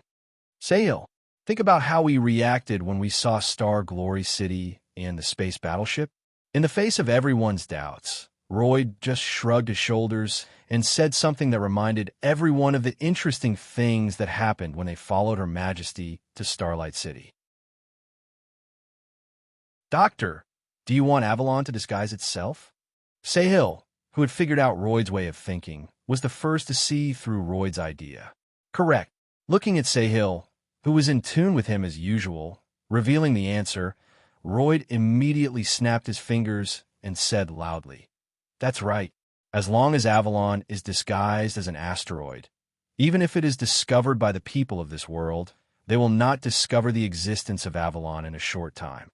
Everyone suddenly realized. In this way, after some disguise, Avalon swaggered through the asteroid belt between Jupiter and Mars and headed straight for Earth. After Avalon crossed the Earth-Moon orbit, there was an interlude before landing on Earth. Warning! Warning! Avalon has been locked on. It has been locked on. There were red warning prompts in front of their eyes, and the urgent sirens of CIC were ringing in their ears. Royd touched his head and said helplessly, "It seems that things have gotten a little out of hand. How is that person's mood?" Sahil shook his head helplessly. "That person's mood is fine. She said that there was nothing serious." "But, Doctor, how are you going to deal with this matter? Avalon can shoot down those missiles, but this will expose our existence in front of the people of this world. Activate the Utopia. Treat it as a test." Without thinking, Roy just curled his lips and made a decision. Otherwise, if that person was also on this battleship, Royd was afraid that he would make the former choice and get rid of these missiles in one fell swoop instead of choosing to activate a system that had just been completed. Utopia? Sahil was a little surprised, but he still did as he was told. Indeed, perhaps only by activating the Utopia would he not disturb that person. Announced to the entire ship, from now on, the Utopia system will be activated in 5 minutes. All personnel, please prepare to resist the impact. Repeat. Announced to the entire ship, from now on, the Utopia system will be activated in 5 minutes. All personnel, please prepare to resist the impact. The moment the order was issued, Sahil's voice sounded through the broadcast throughout Avalon. Then, the moment the sea of missiles that soared from below the atmosphere, shining like stars, and continued to accelerate toward the asteroid that Avalon had transformed into, at the final decision distance, the sound of a countdown sounded in the Avalon bridge. 10 seconds left before the Utopia system is activated. 10, 9, 8, 7, 1, activate. The moment the countdown reached 0, it was the moment when the killing weapons launched by the human countries together were about to reach the critical point and detonate together. However, before the light that symbolized destruction could rise, it was scattered by a mysterious force that erupted from within Avalon. Immediately afterward, the universe that was on the verge of destruction returned to calm, and it returned to the calm that had nothing in it. It was as if the battle formation that was about to take place, the most united and most heroic attack in the history of mankind in this world, had never appeared. At this moment, the entire world was silent. Sitting in front of the screen, the leaders of various countries and national think tanks sitting in front of the phone had all lost their voices. They stared blankly at the announcer who did not know whether to report the good news or the bad news. This scene would probably continue for a while.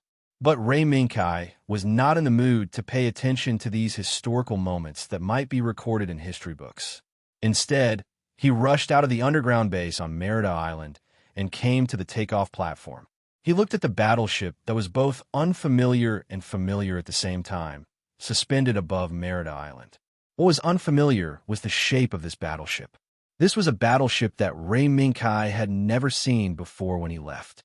What was familiar was the gorgeous patterns on this battleship. It was the exclusive pattern that symbolized the Britannia royal family.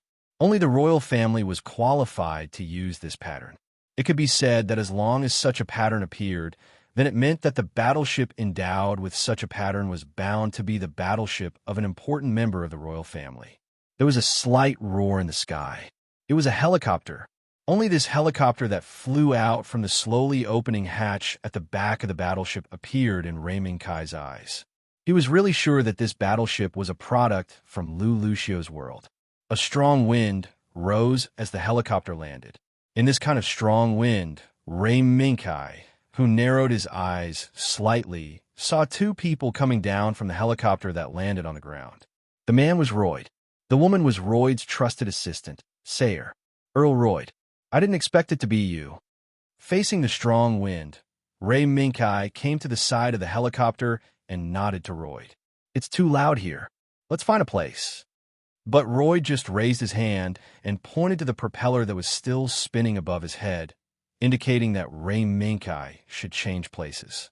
Ray Minkai couldn't help but smile, but he did as he was told. It was a good opportunity for Teresa and the others to get to know Roy. It was also a good opportunity to show that the battleship that suddenly appeared over Merida Island was not malicious. Otherwise, it would cause some trouble. After walking all the way to the conference room that Teresa prepared for both sides, Roy immediately told Ray Minkai that he wanted Ray Minkai to receive his brand new body as soon as possible. But Ray Minkai did not immediately agree. Instead, he introduced Teresa and the others to Roy and Sayer. "I'm Teresa Testarossa. I'm the commander here." "You're the commander of that battleship?" The petite Teresa stood in front of Roy and introduced herself in an imposing manner. On the other hand, Lloyd scanned Teresa from head to toe and revealed a look of disbelief. But he still nodded slightly in response. "Hello, Miss Testarossa. I'm Roy Sprint. As for Avalon, I'm just a temporary captain, and the real captain of Avalon is him. Him? Knight." Royd's words immediately caused a burst of exclamations. Teresa's eyes widened in disbelief. How could Ray Minkai be the captain of that seemingly powerful battleship? Wasn't this guy always here? In an instant, countless questions flashed through everyone's minds. If it weren't for the two gods, Richard and Kalinin, holding the fort, this place would have been in chaos. "Your Excellency is Sprint. You're not kidding, are you? Knight, you're really the captain of that battleship?" Teresa blinked and tried hard to stabilize her emotions. But at this moment, Teresa inexplicably remembered Ray Minkai's half-joking, half-serious words from before. "I'm a knight who guards Her Majesty the Empress." "You? Knight? You're really a knight?" "Of course. His Excellency Ray Minkai is the captain of the Night Guards of our Britannia Empire. If you have any doubts, the cosmic battleship hovering above here, Avalon, is one of the evidence." Sayer's face was serious as he solemnly announced Ray Minkai's true identity. Chapter 381. The warship that made everyone gasp in amazement had already slowly hovered in the open space that Teresa had temporarily designated for it to dock. Moreover, what surprised everyone who witnessed the appearance of the warship was the fact that the warship was able to make itself disappear before their eyes almost 100% of the time. If they hadn't witnessed the entire process of the disappearance of the battleship named Avalon, Teresa and the others might not have known that in addition to the ECS system used by their own M9, there was such an amazing stealth system. Endless Utopia.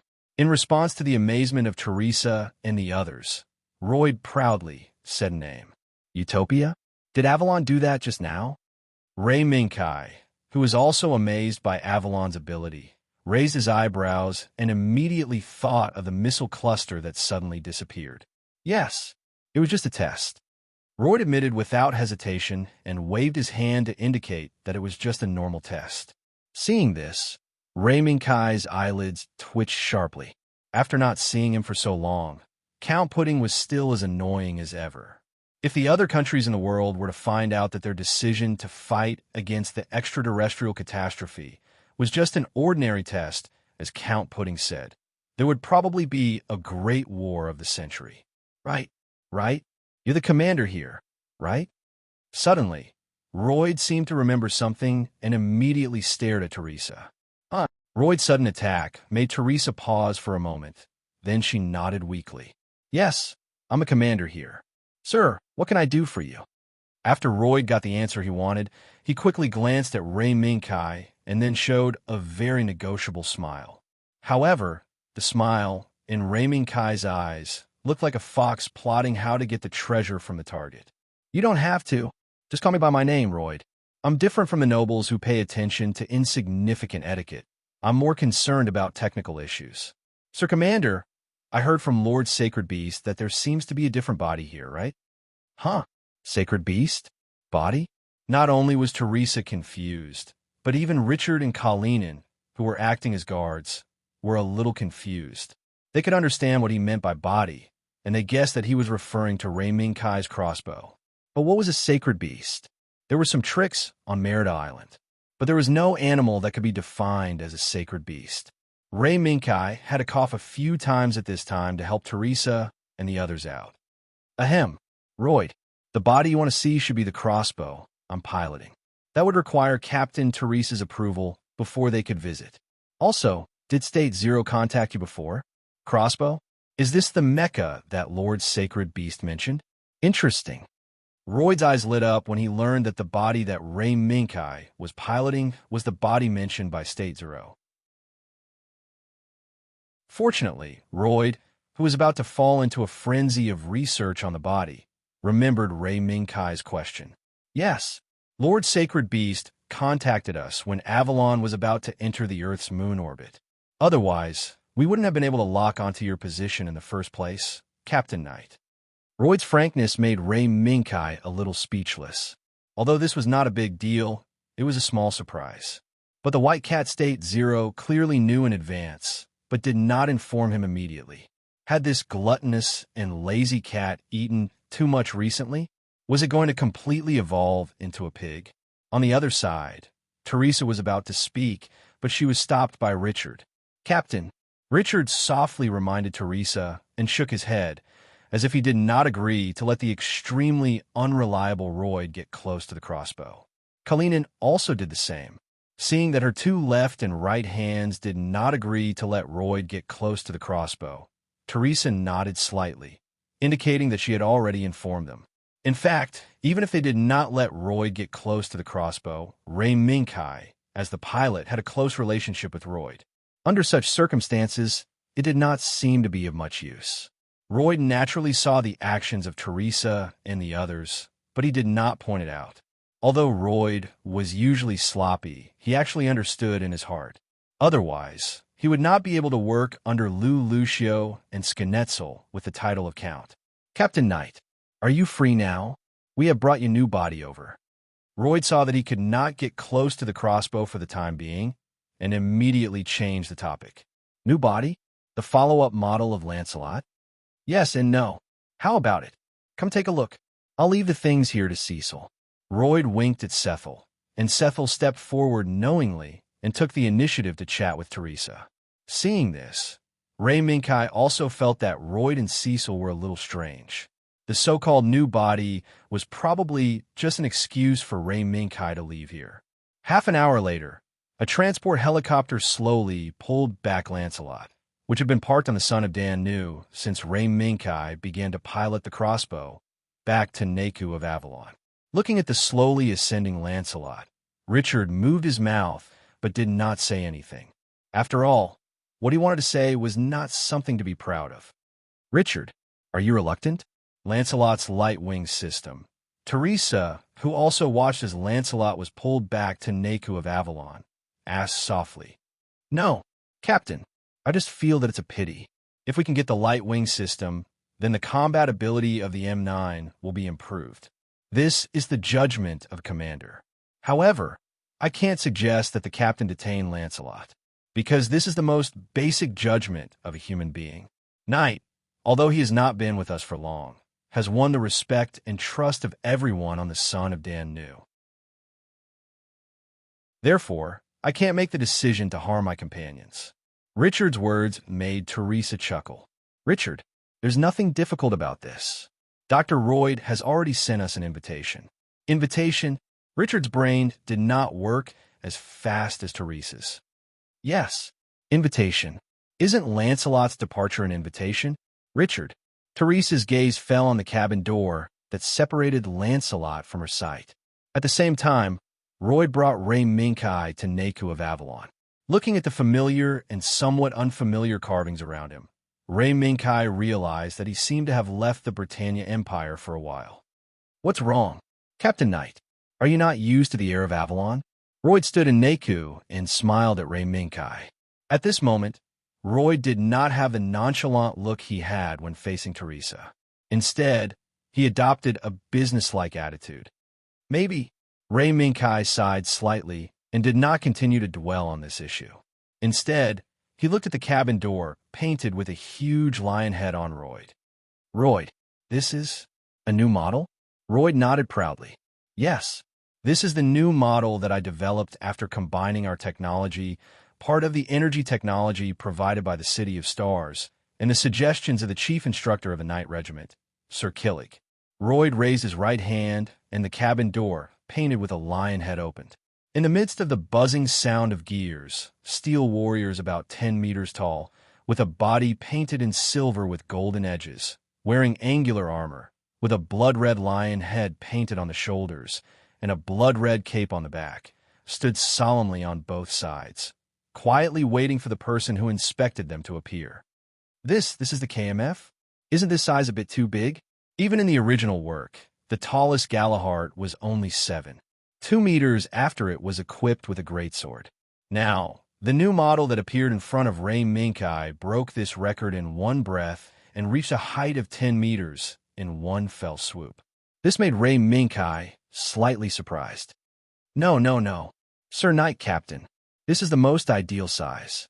Because with the support of the City of Stars, we have abandoned the energy structure with Cherry Stone as the main energy structure and switched to safer, cleaner, and almost permanent fusion energy.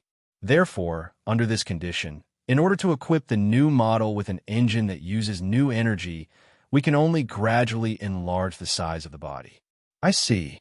Before Ray Minkai left the Lu Lucia world to carry out the patrol mission, the Britannia Empire had already begun to carry out energy reforms with the support of the City of Stars. Now, judging from these new models parked in front of him, the progress of the energy reform should be very smooth.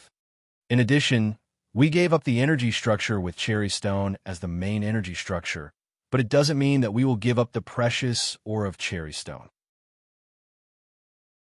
In subsequent research, we found that under certain conditions, the superconductor made of Cherry Stone seems to be able to increase the energy output efficiency of the fusion reactor by several times. Royd continued to introduce the new model. Oh, these new models also use the same new fusion reactor?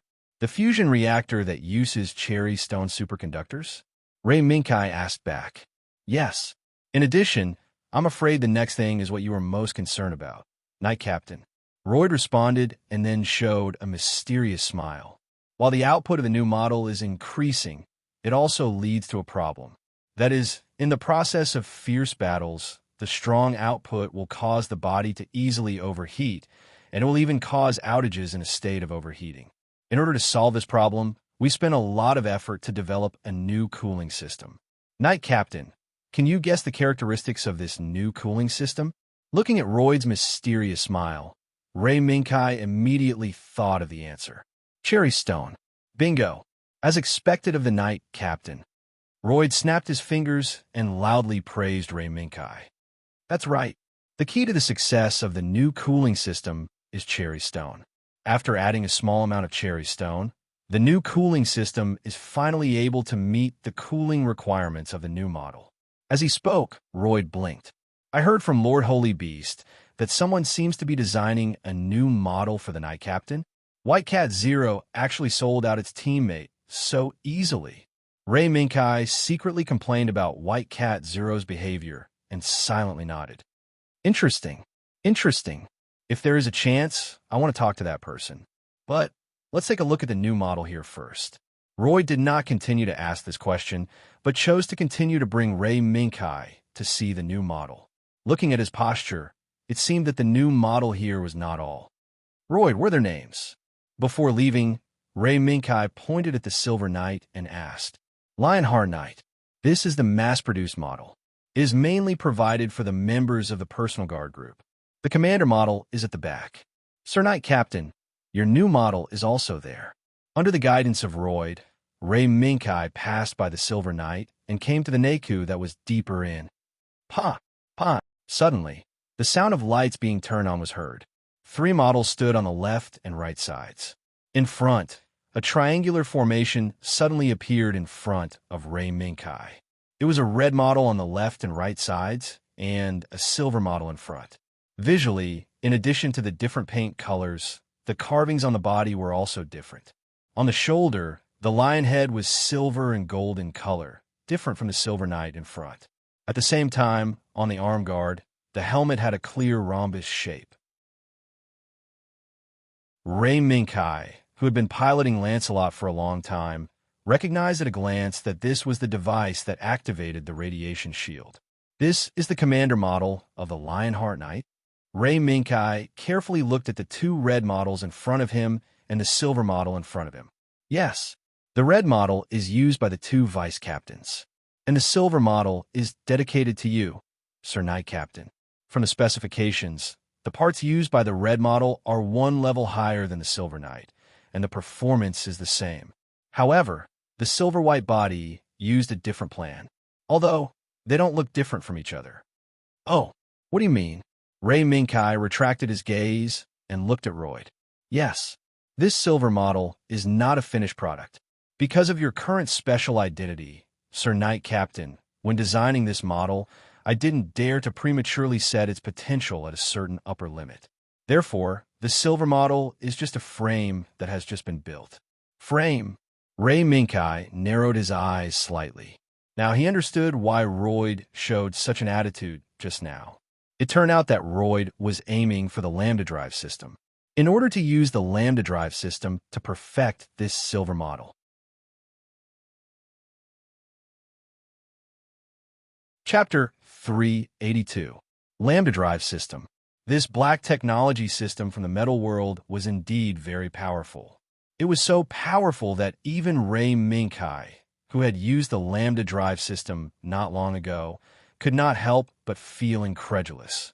It turned out that the Lambda Drive system could really become powerful as long as it wanted to. Royd, have you considered the compatibility between the systems in each world? Ray Minkai retracted his slightly scattered thoughts and looked at Royd. Yes, of course. Therefore, on this body, other than installing the latest Cherry Stone fusion reactor, I did not install any other systems or weapons. This is also to leave as much extra space as possible to strive for compatibility with the systems from other worlds, and even the opportunity to integrate. Royd raised his hand and pushed up his glasses, revealing a confident smile. In fact, ever since Royd followed Euphemia and went to Xingyao City for a tour, his dream of creating the strongest KMF body that could be piloted by a war goddess like Princess Mariana gradually became to design and build a body that could make the name of the Britannia Empire resound throughout the universe. Therefore, in order to realize this dream, Royd began to refer to the mainstream body design technology in Xingyao City, overturning the original Lancelot plan and redesigning and building it. Now, there was the silver-white body in front of Ray Minkai. So, Royd, your first goal is the Lambda Drive system? It was not difficult for Ray Minkai to guess that Royd's first goal must be the Lambda Drive system. This was because Ray Minkai believed that the White Cat State Zero, who knew in advance but did not inform him, would definitely inform Royd of the existence of the Lambda Drive system. Yes. In fact, I don't care much about the Lambda Drive system. What I care about is the battle data left by the Knight when you pilot the body with the Lambda Drive system. Royd smiled and said his thoughts. The hidden meaning in the depths of his thoughts was also guessed by Ray Minkai. Is it Mira? Royd, are you eyeing the body that Mira is designing and building? No. I am not eyeing the body of the sister that Sir Knight just acknowledged, but I want to invite Miss Mira to perfect this body with me. Royd waved his hand and said his thoughts with a smile. This put Ray Minkai in a bit of a dilemma. This was because during this period, Mira was almost at home. She went to the research lab and did not even go to school. One could only imagine how much effort Mira had put into the new mech body was already at a terrifying level. This problem, let's talk about it when I go back. If Mira is not willing to do it, then let's split the work. After all, in this world, there are still some forces that are willing to assist Mira in the development of the body. After thinking about it, Ray Minkai finally came up with a plan that was temporarily put aside. I'm on standby. Sir Knight. Royd was not disappointed. As a technical researcher, he must know that when two completely different technical systems were about to collide, he must maintain a cautious attitude. After observing for a while, he could make the next step of contact and even make the decision of compatibility and integration. However, Before ending the conversation here, Royd secretly glanced at the aisle behind him while Ray Minkai was not paying attention and showed a mysterious smile. Sir Knight, the tour time is over. I don't know if you want to go up and try the new body that was specially built for you? Royd's suggestion made Ray Minkai look away from the silver-white body and fall on him. Can I? According to what you said before, this body is not only equipped with an energy system. That may be the case, but in terms of combat weapons, there are still some of them. In addition, Sir Knight, the hook claws that you're good at are also equipped with a pair on the hands and legs of this body. Therefore, the minimum combat test can still be satisfied. Is that so? Then, can you start now? To Ray Minkai's surprise, before he finished speaking, Royd disappeared without him noticing. Instead, there was a familiar fragrance and pink hair that came into view. At this moment, as the pink hair slowly fell, Ray Minkai felt the strength that suddenly rushed into his arms and the familiar touch. Ray Minkai was taken aback for a moment. Then he showed a gentle smile, raised his hands, and gradually hugged the familiar person. Long time no see, my lovely Royal Highness. On the side of the aisle, Royd patted his chest, panted slightly, and asked Cecil who was next to him. Cecil, didn't you go to chat with the little girl captain? Why are you back so soon? And that? No. Why did His Majesty suddenly run out by himself? Didn't we agree that he would only show his face when there was an opportunity later? Listening to Royd's nonsense, Cecil rolled his eyes helplessly. Cecil understood the character of his boss. Royd, who was extremely smart in terms of scientific research, was a complete mess when it came to relationships. Naturally, he couldn't see the eagerness of Euphemia, who secretly boarded the spaceship when she learned that she had met up with Lame Minkai before setting off from Avalon and leaving the world of Leluxi. Fortunately, although Royd was a mess when it came to relationships, he was able to react quickly under Cecil's reminder. Royd, who had slightly adjusted his breathing, quietly glanced at the lovers who had been separated from two worlds not long ago and could not help but sigh. Now, His Majesty has finally gotten what he wanted. Not long ago, those nobles pushed him too hard. Yes, Cecil, who was very clear about the abdication incident that happened a month before Avalon left the Lucio world, could not help but sigh. When Ray Minkai was carrying out missions in Team 08 and the All-Metal world, almost a year had passed in the Lucio world. In this year, relying on the unparalleled power of the Throne of Command, as well as the protection of a group of royalists led by Cornelia and Ziligu, Euphemia, who had a clear understanding of the future development of the Britannia Empire and a reform plan, began to make big moves.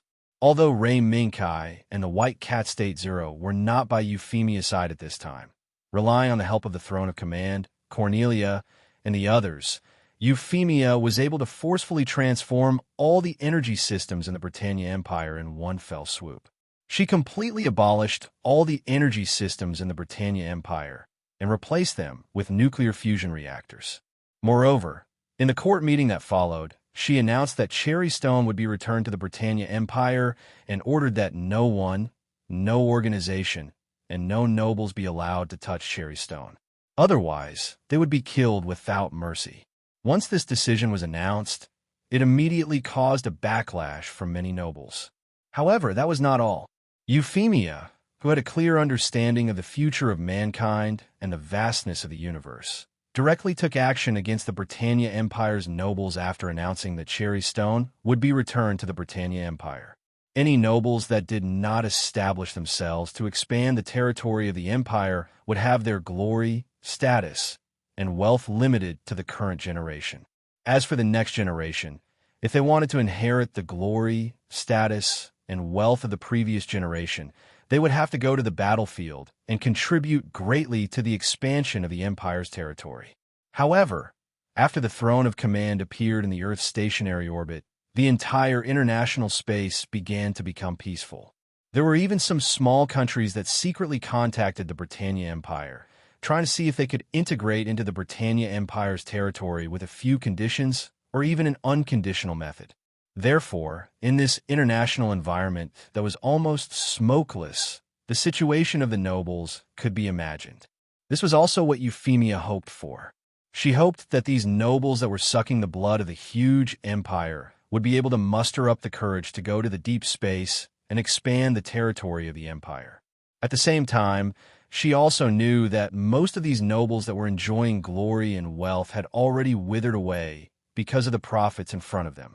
Therefore, she used her blade. The result of two blades was bound to be a strong backlash. Euphemia and Cornelia, who were prepared for this, were not afraid in the slightest. With the throne of command and the help of the Killigrew couple, who were almost humanoid killing machines of the law of causality, no individual, organization, or even country in this world could pose any threat to these two royal sisters who were determined to revolutionize the Britannia Empire from the inside out. In fact, this was the consensus of all the nobles and also the consensus of the entire world. When the nobles that were unable to fight against Euphemia and Cornelia in terms of military power met in secret, they came up with another idea. If the hard way did not work, they would use the soft way. As the nobles of the huge empire, they naturally knew how to fight against the person sitting on the throne. As long as they found the right excuse, the nobles would be able to achieve the results they wanted in the reversal of power. Therefore, Euphemia, who was determined to revolutionize the empire, encountered the biggest crisis in her life. Forced abdication? No, it should be forced marriage. The nobles, big and small, used the fact that the empress was empty as a reason to continuously submit memorials to Euphemia's imperial table suggesting marriage. In the beginning, Euphemia only frowned and refused. However, she did not expect that the further they went, the more extreme it became. On Euphemia's imperial table, there were not only memorials urging marriage, but also all the information of the men that the nobles thought were qualified to become a prince. Facing the nobles who were pressuring her step by step with the reason that the empress needed to get married as soon as possible, Euphemia couldn't hold back any longer. Just as she was about to explode, Cornelia suddenly acted. That night, a huge fire burned in the sky above the imperial capital. That night, the three nobles who led the forced marriage were wiped out. After that, when Euphemia learned about it, she did not make things difficult for her royal sister, who acted without permission. Instead, in front of all the nobles gathered around the imperial table, she ordered that all the families of the three nobles be expelled from the empire and never allowed to return to the empire. After that, Euphemia secretly boarded Avalon after informing Cornelia and a few other people. She came to the all-metal world and met up with Ray Minkai. All hail Euphemia. Long live the Empress Euphemia. This slogan is not as easy as it sounds. Royd adjusted his glasses and sighed slightly. The Empress, who was now in Ray Minkai's arms, did not have the iron-fisted and ruthless attitude she had when facing the nobles. Instead, she looked like a pitiful girl who had been separated from her lover and had not seen him for a long time. This was also the reason why Royd and Cecil chose to turn a blind eye to Euphemia's willful request to find Ray Minkai if she wanted to board Avalon and try to cross the universe. Of course, he was only able to make such a decision after communicating with Cornelia in advance. Otherwise, the fact that the empress of a huge empire had run away from home was enough to trigger a fusion that could overturn the entire Earth. I hope the Captain Knight can restore Her Majesty's spirit.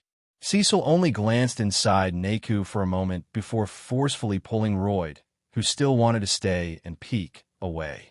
It was better to leave the space here for them. They did not know how much time had passed. Ray Minkai only knew that the moment he reunited with Euphemia seemed to be as long as a century. It was not until the two, who were intoxicated in their reunion, were awakened by the unromantic ringing that they realized that they seemed to have been hugging for a long time. Kai, I finally see you. I've always missed you. In his arms, Euphemia raised her head slightly and looked at Ray Minkai's face. I missed you too, my lovely highness. Ray Minkai nodded slightly. After that, the two were quiet again. But they knew that this was because after their reunion, there were too many things to say, but they could not say it out loud. They had to choose to quietly look at each other. Gradually, A trace of hesitation flashed in Euphemia's eyes. Kai, aren't you going to ask me why I'm here? Ray Minkai shook his head and said softly, No, it doesn't matter. I'm lucky that you're here. Other than that, I don't want anything else. UFFI. The light in Euphemia's eyes fluctuated, and then she buried her head in Ray Minkai's arms. Kai, can I stay here for a while? If you're willing, my lovely highness. Hearing Ray Minkai's promise, Euphemia's mouth curved up slightly, and a trace of slyness flashed in her eyes. But I'm now the Empress of the Britannia Empire. Why are you still calling me your highness? Is that so? But from the beginning to the end, Euphemia Britannia is still my lovely highness, isn't it? Idiot.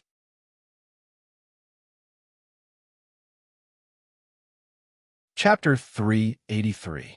No one knew when it started, but a blurry photo with too many elements suddenly appeared on the internet.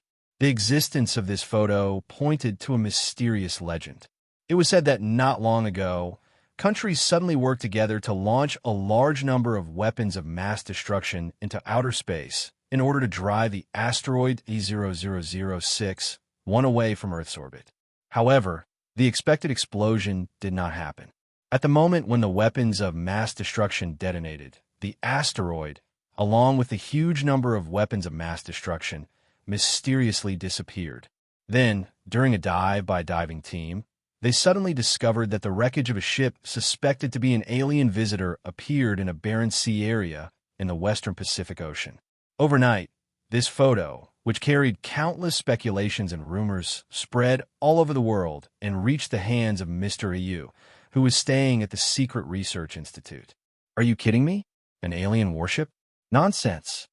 Mr. AU, who was standing in front of a lot of experimental equipment, glanced at the report that was solemnly sent by his subordinate. He suddenly became furious and slapped the document on his subordinate's face. Your Excellency, according to some sources, Mr. AG seems to be forming an expedition team to try to conduct an on-site investigation of this rumor. Mr. AU, who was about to drive his subordinate away, immediately put down his right hand when he heard that Leonard was preparing to form an expedition team. Moreover, his expression changed as he wondered why Leonard would do this. Since the so-called plan was thwarted by Ray Minkai and Teresa, Mr. EU had been staying in this secret laboratory, waiting for changes to occur in the outside world to avoid being betrayed by certain people. Among these people, there was Qian Shanwu, whom he had always relied on.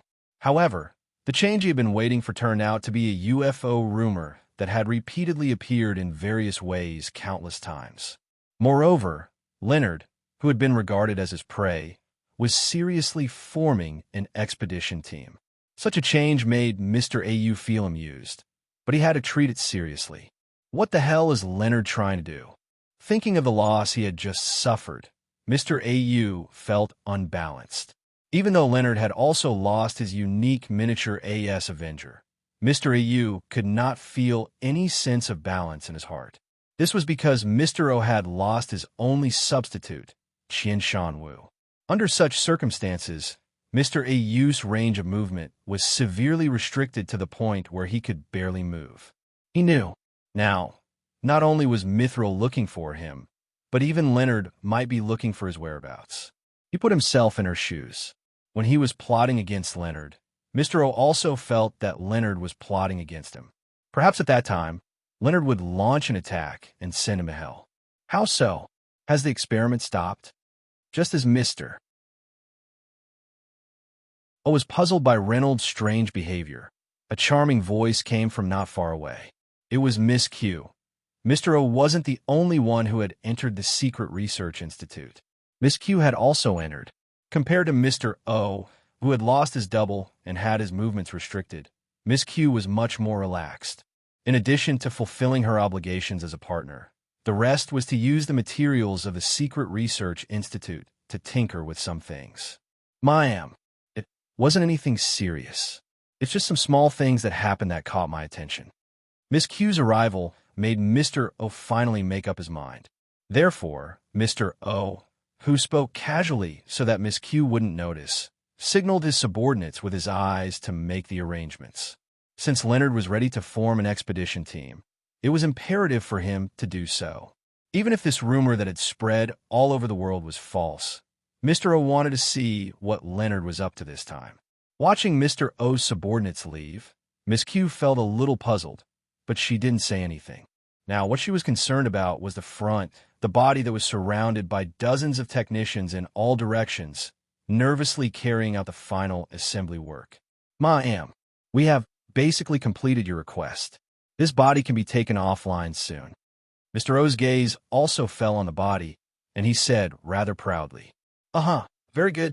Also, have you found the information I want? Miss Q nodded and casually asked about the information she had been very concerned about, the location of Mithril's headquarters. Mr. O sighed slightly and looked ashamed. No, I still need some time. Ma'am, due to the previous operation, we have suffered a bit of losses. Hearing this, Miss Q lowered her gaze. A wave of pressure quietly rose from Miss Q's body and quickly enveloped the entire space. However, this was only a moment's effort. Miss Q didn't seem to have the intention to continue this pressure, and she only slightly expressed her dissatisfaction. According to the cooperation agreement, the return that Miss Q received was far lower than expected. If this continued, the losses suffered by Miss Q would become incomparably huge. Therefore, when necessary, Miss Q would not rule out taking timely actions to stop the loss. Mr. O was well aware of this. Ma'am, please give us some more time. Knowing that he was in the wrong, Mr. O thought of one last way. That was to activate the most important chess piece hidden inside Mithril. Only in this way could he get the information that Miss Q wanted. However, before Mr. O could put his idea into action, a new photo was placed in front of him. It was a mysterious battery that had just been excavated from a sea area where the legend of the so-called alien spaceship lingered. At the same time, the moment this mysterious battery was unearthed, it was announced by an authoritative organization on the spot that this was not a battery produced on Earth. The highly concentrated energy contained in it was not something that could be achieved by the current technology on Earth. As soon as this news came out, the legend of the so-called alien spaceship falling to Earth immediately exploded. In a short period of time, there was a frenzy of excursions from all over the world trying to go to the mysterious sea area to explore. Pass down the order. Set up an expedition team as soon as possible. I want the world's top elites to become members of this expedition team. Leonard's actions, as well as the mysterious battery that set off thousands of waves, destroyed Mr. O's rationality on the spot. Under a certain barren sea area, the son of a pill slave was carrying out a mission to conceal himself. The legend of the mysterious alien spaceship that caused a huge sensation around the world was also created by Teresa. However, the protagonist who caused this sensation did not care about it at all, and even felt a little uninterested. Richard, how's it going? Teresa, who was playing with her braid in boredom, seemed a little bored. Yes, things are going well. It's just that there seem to be a lot of people following the trend. I'm afraid we don't have enough people in the dark. This might be the inevitable result. When she deliberately exposed the existence of the alien spaceship, Teresa had already expected this situation to happen. However, the enthusiasm of humans for the alien object far exceeded expectations. Teresa shook her head helplessly. Although this situation is beyond our expectations, someone will help us share some of the pressure. After all, some people won't allow good things to be shared with others. Amalgam? Richard was silent for a moment. He was not silent about the appearance of the amalgam, but he was sad about the amalgam's overbearing arrogance. This was a bait set up for the amalgam. No one could resist the temptation of advanced technology from outer space, especially the amalgam that had been hiding in the shadows of the world and used the Whisper's technology to stir up trouble.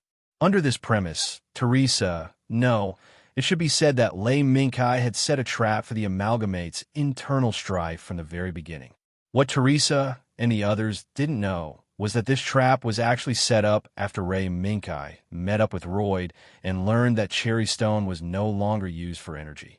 He immediately thought of using Cherry Stone batteries to disguise himself and achieve the goal of deceiving the humans of this world. From the results, everything seemed to be going well, especially in the related news channels. After the mysterious battery of the so-called alien creation appeared, the amalgam couldn't hold back and began to take action. However, during this very smooth moment, Teresa was faintly dissatisfied, because at this critical moment, the initiator of this trap actually slipped away. Only Royd, Cecil, and the others who cooperated in the battle, as well as the floating battleship, Avalon, were left. Standing at the side, Richard's sharp eyes noticed Teresa's seemingly well-hidden, but in fact, very obvious temper. Then Richard sighed inwardly. What a pity! Hiss! Suddenly, a bone-deep chill quickly spread from his spine to his entire body, causing Ray Minkai to involuntarily shiver. Strange. The sun is very strong right now. Ray Minkai, who was shrouded in an inexplicable chill, looked strangely at the scorching sun in the sky. Now, Ray Minkai, who was resented by someone, was taking Euphemia on a stroll in the commercial street near Zhengdai High School. Perhaps this was in the name of bringing Her Majesty closer to the people, but Ray Minkai didn't care at all. In the original world, Ray Minkai had a few similar experiences with Euphemia. Simply put, this was just a repeat offender. Moreover, this time, it wasn't Ray Minkai's whim, but Euphemia wanted to visit Mira, who was saved by Ray Minkai. Ever since Euphemia learned of Myra's existence, and that Mira wanted to make a new body for Ray Minkai, she had always wanted to see this girl who had a tragic background, but was luckily saved by Ray Minkai. Therefore, most of the clothes and jewelry that Euphemia had chosen were chosen for Mira. Although Euphemia didn't know Myra's hobbies, it still couldn't be denied that Euphemia had a friendly attitude towards Myra's existence. As the sun gradually set in the west, Ray Minkai, who was drowned in a pile of bags, and the light-hearted Euphemia finally arrived at the apartment community where Ray Minkai and Mira lived. The surrounding situation didn't change much. Even the old butler Jack, who was waiting outside the door, was the same. However, the moment the old butler Jack saw Euphemia, he couldn't help but stare blankly for a moment. This wasn't because the old butler Jack was shocked by Euphemia's beautiful appearance, but the moment the old butler Jack saw Euphemia, he couldn't help but compare Euphemia's existence with the empress who stood above the royal family in his memory. In this unconscious comparison, the old butler Jack actually came to a conclusion. The empress he knew seemed to be incomparable to the girl in front of him. What's going on? The girl in front of him, Euphemia, was clearly the first time the old butler Jack met her. Why did he subconsciously compare her existence with the empress that the old butler Jack was familiar with, and even came to the conclusion that Her Majesty the Empress was incomparable to the girl in front of him? Jack, it's been hard on you. This is Euphemia. She's my girlfriend. After Ray Minkai put the package that could almost drown him to the side with difficulty, he looked at Euphemia and introduced her to the old butler Jack. Sir Ray Minkai, welcome back. After the old butler Jack respectfully saluted Ray Minkai, he turned around and saluted Euphemia with the etiquette of an audience with the royal family. Good afternoon, beautiful highness. The way the old butler Jack addressed her made Euphemia slightly stunned. She seemed to remember that Ray Minkai didn't introduce her real identity, right? Cough, cough. Jack, did you recognize the wrong person? Ray Minkai coughed and asked puzzledly. No, wrong. Jack shook his head again and again. After saying the word no with different meanings 3 times in a row, he looked firmly at Euphemia and said respectfully, Your Excellency, my eyes can't be mistaken. This highness is indeed a member of the royal family. It's just that my memory isn't as good as it used to be. Now, I can't recognize which royal family this highness is from. The old butler Jack's sigh made Ray Minkai and Euphemia slightly shocked. They didn't expect that the old butler Jack's eyesight was actually so sharp. Jack, hello, I am Euphemia. I have always been. Euphemia smiled slightly and took the initiative to extend her right hand. Yes, beautiful Miss Euphemia. Jack, I am willing to serve you. After the old Butler Jack understood and kissed her hand. He gently put this matter aside and no longer mentioned Euphemia's royal family identity. With such a sensible behavior, it's no wonder that Mallory would keep this old Butler Jack by his side. Your Excellency, Sir is already waiting for your return. In addition, Sir should be honored by the beautiful Miss Euphemia's visit. Old Jack stepped forward and walked to the package that Ray Minkai put aside while explaining the next arrangement to Ray Minkai and Euphemia. Sir is here. The corner of Ray Minkai's mouth curled up slightly. It seemed that the appearance of Avalon had already triggered a chain reaction. Not only the amalgam, but even Mallory, who was hiding behind the mithril, couldn't help but jump out. Perhaps this would be a showdown.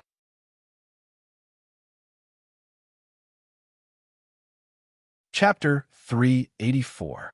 When Mallory had first met Lei Minkai, he had only thought of him as a mercenary with great power who did whatever he wanted. After that, Mallory's impression of Ray Minkai changed. Even though they had a tacit understanding not to ask about the secrets behind each other during their conversation, Mallory still felt that Lei Minkai might know about his existence, or even the secret behind the name Mallory. Therefore, Mallory began to pay attention to Ray Minkai, the young man who seemed to have jumped out of rock. In the following developments, Ray Minkai surprised Mallory more and more. Whether it was Lei Minkai intentionally or unintentionally showing his familiarity with the amalgam, or the first time he drove a crossbow, he was able to use the lambda drive system familiarly and relied on the lambda drive system to create amazing lethality many times. Especially not long ago, in the trap set up by a certain leader of the amalgam, the earth-shattering blow that easily split the sea apart was still deeply imprinted in Mallory's memory. Mallory could still clearly feel his hands trembling when he watched the video of the entire process. It was not an attack that could be completely analyzed by the current scientific system. If he had to describe it, then perhaps it could only be described as a divine strike. Thinking of this, Mallory slowly took a breath and tried to calm the excitement in his heart. How many years has it been since he discovered the truth that the inheritance left by his parents was occupied by the lunatics who only knew about profit and war? Mallory planned and resisted, but in the end, he never failed. And now, mithril might have become Mallory's last hope. Especially now, Ray Minkai, a man who seemed simple but had an unfathomable background, appeared. There was a knock on the door.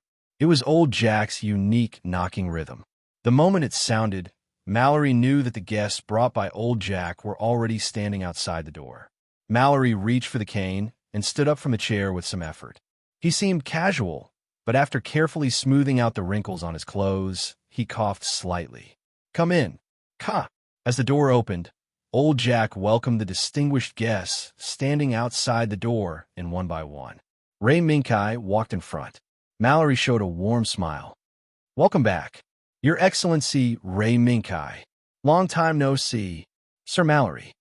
Lei Minkai nodded in response to Mallory's warm welcome. Then, he moved to the left and introduced him to Mallory. This is Euphemia. She's my girlfriend. When Mallory heard this, he looked over and had the same misconception as old Jack. However, old Jack felt it even more deeply. Compared to old Jack, Mallory, a proper noble, could often see Her Majesty, who was at the top of the nobles, on various occasions. Therefore, the moment he saw Euphemia, Mallory subconsciously saluted Euphemia with the etiquette used when meeting Her Majesty. Your Highness Euphemia, welcome. It's my honor to have you here. The extremely solemn etiquette made Euphemia frown slightly. Other than Ray Minkai and Royd, no one in this world knew her true identity. But this stranger in front of her saw through her identity with a single glance. His eyesight was truly shocking. Sir, please rise. I'm Euphemia. It's our first time meeting. I'm honored to meet you. Although she was surprised, Euphemia still avoided him. With Euphemia's response, Mallory, who quickly came to his senses, was stunned. His expression quickly returned to normal, and he looked at Ray Minkai casually. Looks like I still underestimated Sir Ray Minkai. The younger generation will surpass us in time. Euphemia's avoidance made Mallory understand that this young lady in front of him was most likely from the royal family. She did not want others to be too obsessed with her identity. Therefore, the experienced Mallory immediately targeted Ray Minkai. "I've already confessed from the start. Sir, I'm a knight. Am I not?" Facing Mallory's sigh, Ray Minkai smiled and pointed out that when they first met, Ray Minkai had confessed that he was a knight. "Yes, Your Excellency has said this before, but I didn't take it to heart. Looks like I'm still old." Mallory sighed slightly, turned around, and gestured with his hand. "Sir, Miss Euphemia, please have a seat." Old Jack, who was standing by the side, served tea and snacks to the three of them. After some small talk, Mallory, who slowly put down the teacup, looked at Ray Minkai again. In the previous conversation, Mallory had already seen from Euphemia's performance that this royal girl who deliberately hid her identity seemed to be centered around Ray Minkai. Many topics. Even when Mallory intentionally or unintentionally mentioned Euphemia's identity, or even the alien spaceship that suddenly appeared, Euphemia would pass the topic to Ray Minkai without leaving a trace and let him answer. She, on the other hand, was like a helpless little bird, quietly waiting for Ray Minkai's answer. This behavior once again refreshed Mallory's understanding of the royal family. As far as he could remember, even the kind-hearted members of the royal family would intentionally or unintentionally carry a sense of arrogance and alienation. However, none of this had ever appeared on Euphemia. "Sir, that ship?" Mallory put away his scattered thoughts and began to talk about the official topic. If it weren't for the alien spaceship that caused a stir in the world, Mallory wouldn't be in such a hurry to travel thousands of miles from a vacation island to this far eastern island country to wait for Ray Minkai's appearance.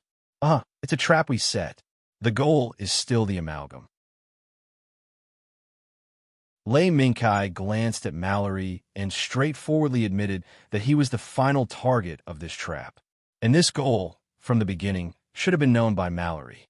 After all the mithril battle plans would inevitably go through Mallory's hands. Since the drastic change of the amalgam, Mallory had already despaired of the lax management style, so he rebuilt layers of interlocking and tightly organized mithril. "Mr. AU, can it succeed?" Mallory clenched his hand slightly and held the cane tightly in his hand. "There's a chance. And even if Mr. AU doesn't believe in the first place, he will have to believe it later." Ray Minkai's mouth curled up slightly, revealing a confident smile. "Oh, it's Mr. AG? Leonard Testarossa?" Mallory instantly thought of the youngest executive officer in the amalgam, Mr. AG, Leonard Testarossa. Although there's a world of difference between him and Mr. AG, they had the same experience. That was, they had been targeted by another executive officer, Mr. AU. As long as Leonard shows interest in the alien spaceship, Mr. AU, who is unwilling to be left behind, will inevitably act immediately. At that time, as long as they fall into the trap, they won't be able to get out. Ray Minkai caught the disagreement within the amalgam at this time in one fell swoop, and once again set a trap in an attempt to lure Mr. AU out of the Secret Research Institute. As long as this plan was successfully carried out, then compared to the heavily protected Secret Research Institute, Mr. AU, who was in the middle of the ocean, would be particularly easy to deal with. Is that so? What a trap to see through people's minds. But will Leonard take action? Compared to the arrogant Mr. AU, although Leonard is young, he won't be so reckless. Mallory lowered his eyes slightly, recalling his impression of Leonard. No, he'll go. Just as Mr. AU covets Leonard's property and power, Leonard will also covet Mr. AU's power. The two sides may have reached the point where they can't tolerate each other. However, from the moment the two sides decide the outcome, Mithril may face the full attack of the unified amalgam. Secretly promoting the internal strife of the amalgam had advantages and disadvantages. The advantage was that it could weaken the amalgam's strength in the growing internal strife. But the disadvantage was that if the amalgam could not be severely damaged before the internal strife ended, then Mithril would inevitably attract the full attack of the unified amalgam. At that time, the Merida Island incident, which occurred in the second half of the original work, and represented the near destruction of Mithril, would inevitably occur. So the advantages and disadvantages are 50-50? Mallory pondered for a moment, but he still nodded decisively. Even so, there is still a possibility of this plan being executed. At this point, Mallory revealed a trace of a smile. Even if I reject this plan now, your actions can't be stopped. Isn't that right? Yes. On the distant ocean, the ships carrying treasure hunters and opportunists sailed through the white lines that split the sea surface, heading towards the sea area shrouded in countless legends about alien spaceships. This was a carnival about extraterrestrial visitors. It was also a global carnival deliberately promoted by Mithril. As for whether it would go too far, Ray Minkai did not think that there would be such a possibility. Because once the existence of the alien spaceship was confirmed, the amalgam would inevitably act first. In the past few decades, it had spread its tentacles to all walks of life in the world, and even the governments of various countries. The amalgam and a violent organization would certainly have enough strength to block the news in this regard, thus reaching the point of monopolizing the so-called alien spaceship. On the vast ocean, ships of all sizes braved the wind and waves. They gathered from all directions towards a sea area that was once barren but was now shrouded in mysterious legends. However, these treasure hunters with dreams of treasure hunting did not know that the moment they stepped into this sea area, danger had already arrived under the ships they were on. Target has appeared. Confirm the number. Begin the expulsion mission. In the dark, deep sea, a cool voice sounded. The next moment, small shadows rushed out from the dark shadows, tearing apart the pressure of the seawater in front of them until they accurately blew up the ships, carrying the beautiful dreams of treasure hunting. Boom, boom, boom. In an instant, the violent explosion blew up more than 10 ships that gathered in the sea area. The sudden explosion and the water column that rose to a height of more than 100 meters instantly kicked the treasure hunters out of their dreams.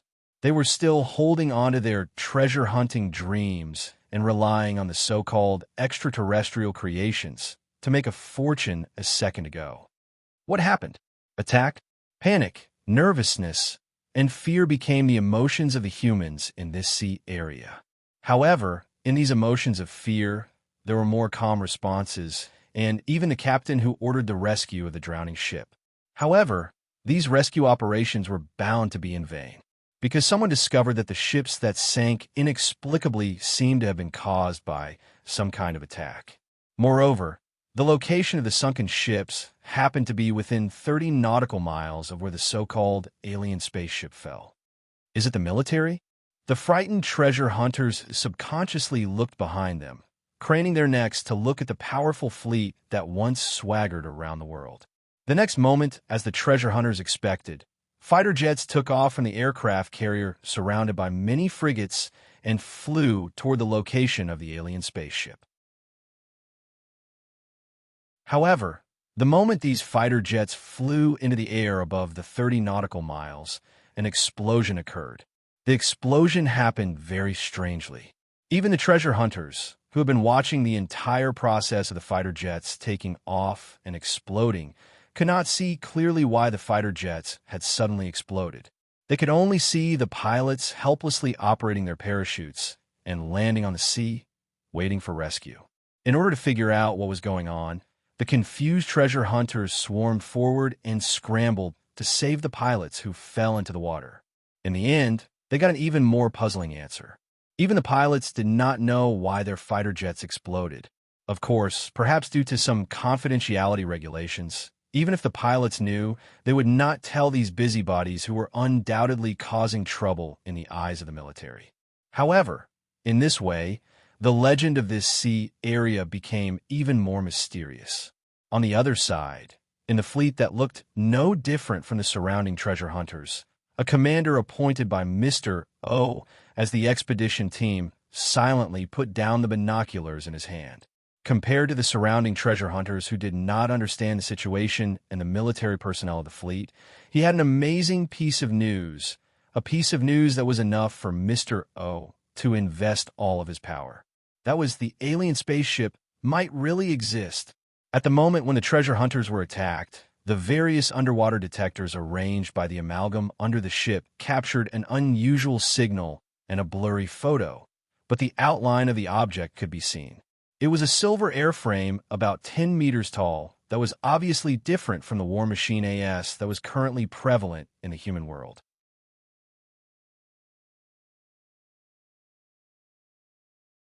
Chapter 385.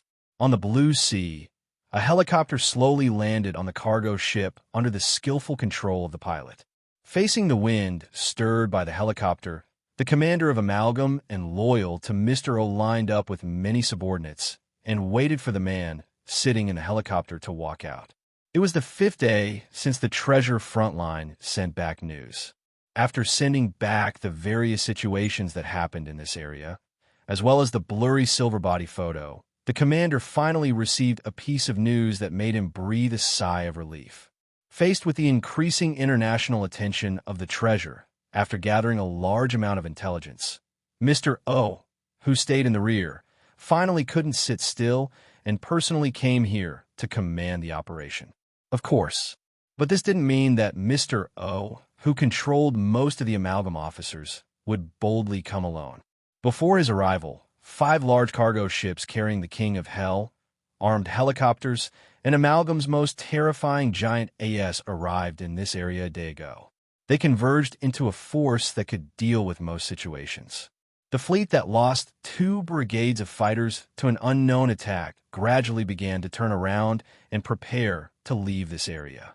The commander knew that this was caused by Amalgam's actions behind the scenes. Of course, this didn't mean that Amalgam could directly control the superpower in the world, but they used other methods to persuade the politicians of this superpower. Mr. O, we are ready. Please instruct. The opening of the hatch pulled the commander's scattered thoughts back. The commander looked at the middle-aged man who walked out of the helicopter and respectfully led his subordinates to salute him.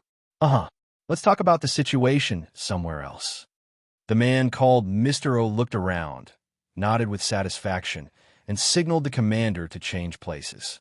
Half an hour later, Mr. O looked at the square metal object in front of him that still had a faint, salty smell. This was a high-energy battery that could not be analyzed by human technology. This was also the second high-energy battery that Mr. O saw with his own eyes. Before he decided to leave the safety of the Secret Research Institute and come to this cargo ship, he had already seen the same object. Judging from the results obtained from the analysis using the equipment provided by the Research Institute, this was indeed a technological product that could not be analyzed by the current human technology. Even the Whisperer technology that caused a stir around the world but was unknown to the public could not be analyzed. After some trouble, the technicians, who analyzed many things from this mysterious high-energy battery, successfully found a way to use the high-energy battery. As a result, the expected converter was built with the fastest and most simplified emergency plan. The moment it was connected to the high-energy battery, countless sparks burst out of the AS Barbarian's body. In the midst of the crackling sparks, everyone, including Mr. O, was shocked to realize a fact. That was, the power of this mysterious high-energy battery seemed to have exceeded their imagination. With just a direct connection, the barbarian's entire body was destroyed. Faced with such an amazing situation, Mr. O realized one thing. That was, now, this world, this human world, might usher in a moment of change like when the Whisperers were born in this world.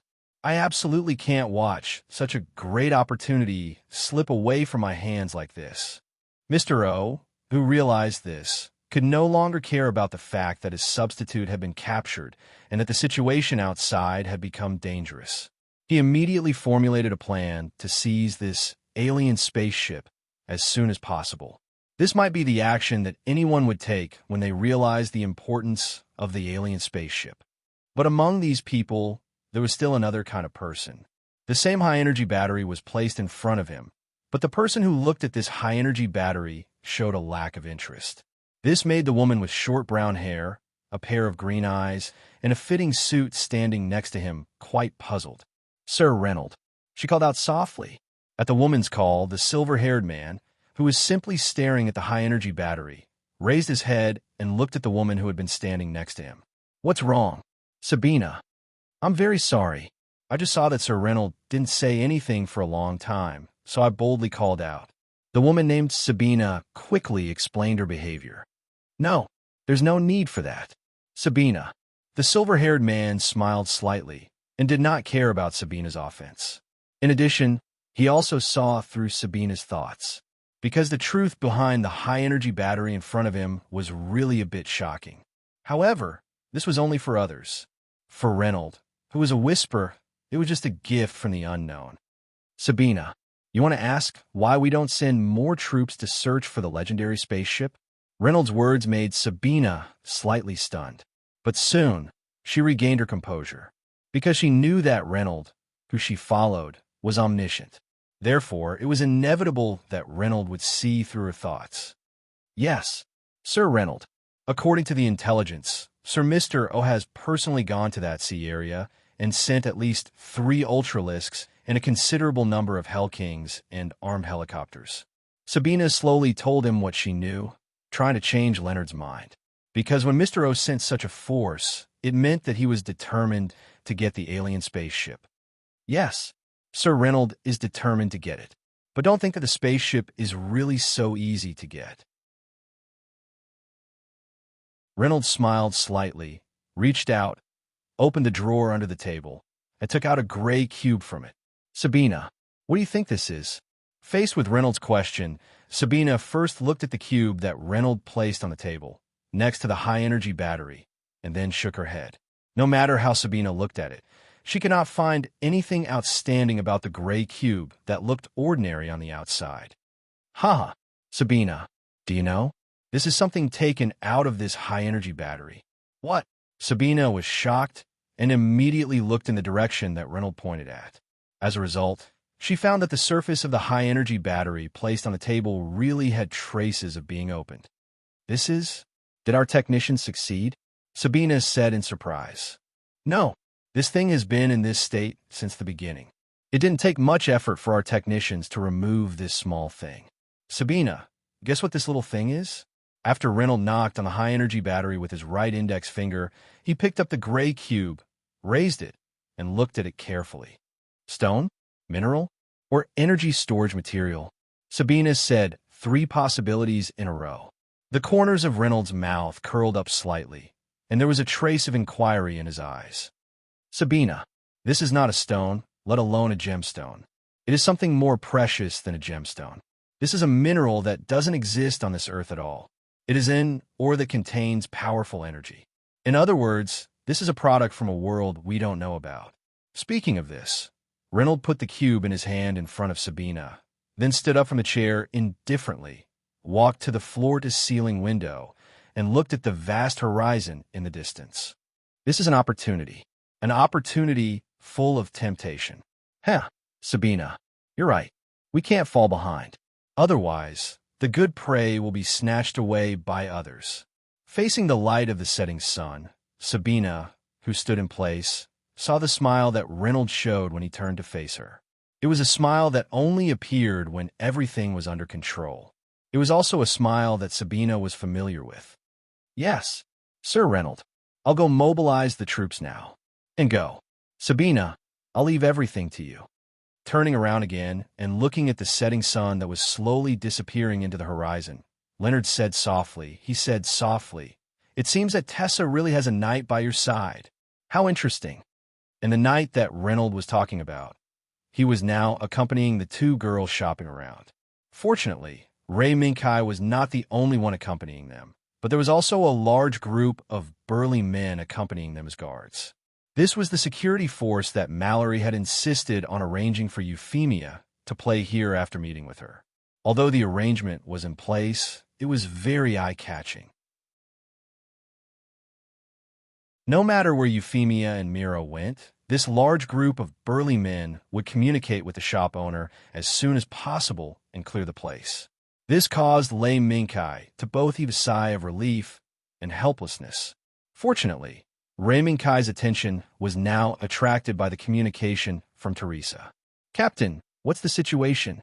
After glancing at Euphemia and Mira, who had become very familiar with each other during their first meeting, Ray Minkai put his attention on the satellite phone. "N, there's a situation. It's just that, Knight, you seem to be in the commercial street now. I heard some sounds." Teresa's voice came from the satellite phone, but her attention seemed to be attracted by the music playing in the shopping mall. At this time, perhaps Ray Minkai should be glad that the communication in this world was still in the voice communication program. Otherwise, Teresa would have been attracted by the activities being held in the central hall. "In, I'm in the commercial street now. Captain, tell me the situation first." Ray Minkai tried to pull Teresa's attention back. "In, okay." After Teresa responded, she put her eyes on the big screen in front of her. There, patterns with mainly prisms, supplemented by code names, were slowly moving on the screen. "Now, our target has appeared. Moreover, it seems to be equipped with a considerable number of troops. In order to avoid being discovered, the son of Danslave is now monitoring outside its possible alert range. In addition, the fleets of the various countries seem to have only left the subfleets here to monitor, and the rest of the fleets seem to have begun to return. In this way, everything is as expected. But did Mithril receive any mission?" Ray Minkai's eyes flickered a few times, and he asked casually. As the strongest mercenary group in the world, the existence of Mithril naturally couldn't escape the eyes of the major countries. Otherwise, why would Mithril form a powerful team of lawyers that specialized in resolving disputes with other countries? Because of the mission, of course. Many times, while solving disputes, Mithril would also decide whether to cooperate with the major countries in certain fields according to the situation. For example, now, at the moment when their own fleet suffered an unknown attack, Mithril seemed to have become the most suitable force to go to the mysterious sea area. After all, they were not their own people, and they wouldn't feel bad if they all died. Even if they all died, it was just a huge sum of money. Not, you guessed right. From the news from the headquarters, there are indeed several countries that have expressed their intention to cooperate with us. It's just that the headquarters is still maintaining a cautious attitude. Is that so? In fact, not only can Mithril accept the request of cooperation, but they can even use this opportunity to make a little profit. Ray Minkai was not surprised by the change of direction between countries. This so-called alien ship trap was not a new idea for Ray Minkai. He just took the story of when the SDF fell to Earth in the first generation of transdimensional fortress that he was familiar with and modified a little. Advanced alien technology, unknown alien technology, these were a fatal temptation for any country, organization, or even individual on Earth. Therefore, these situations were bound to happen. Profit? Teresa was stunned for a moment, but she immediately understood what Ray Minkai meant. However, Teresa blinked, and there was a little more contempt in her tone. "I didn't expect that a dignified knight would have such a Philistine idea. Have you forgotten the 8 virtues of a knight?" "Virtues? No. People always rely on materials to live in the world. Besides, Mithril is such a huge organization, it always needs a steady stream of income to be able to maintain. Right?" Ray Minkai only smiled faintly in the face of Teresa's criticism of the 8 virtues of knight. It did not comment. It was important to know that the White Cat, State Zero, had questioned Ray Minkai countless times with the same question, but it never had much effect. Ray Minkai's rebuttal made Teresa speechless on the spot. Of course, she knew about Mithril, and even the children of pill slaves would consume a lot of materials every day. If there was no corresponding income, not to mention Mithril, even the children of pill slaves would not be able to leave the port. Such a righteous reason made Teresa unable to refute. However, this did not mean that Teresa would agree with Ray Minkai's idea at the moment. "I understand. Sir Knight, I will truthfully reflect your suggestion to the headquarters. This conversation ends here." Listening to the sound of hanging up, Ray Minkai smiled helplessly. It seemed that he had accidentally angered Teresa.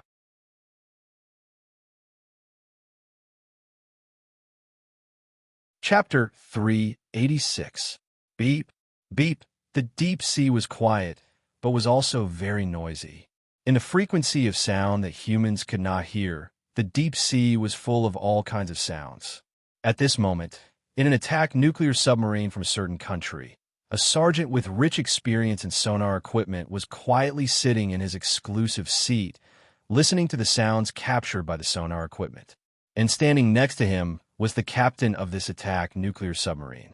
At this moment, the captain's face was dignified. Ever since the fleet that this nuclear submarine belonged to suddenly turned around and left this area, it was secretly left behind.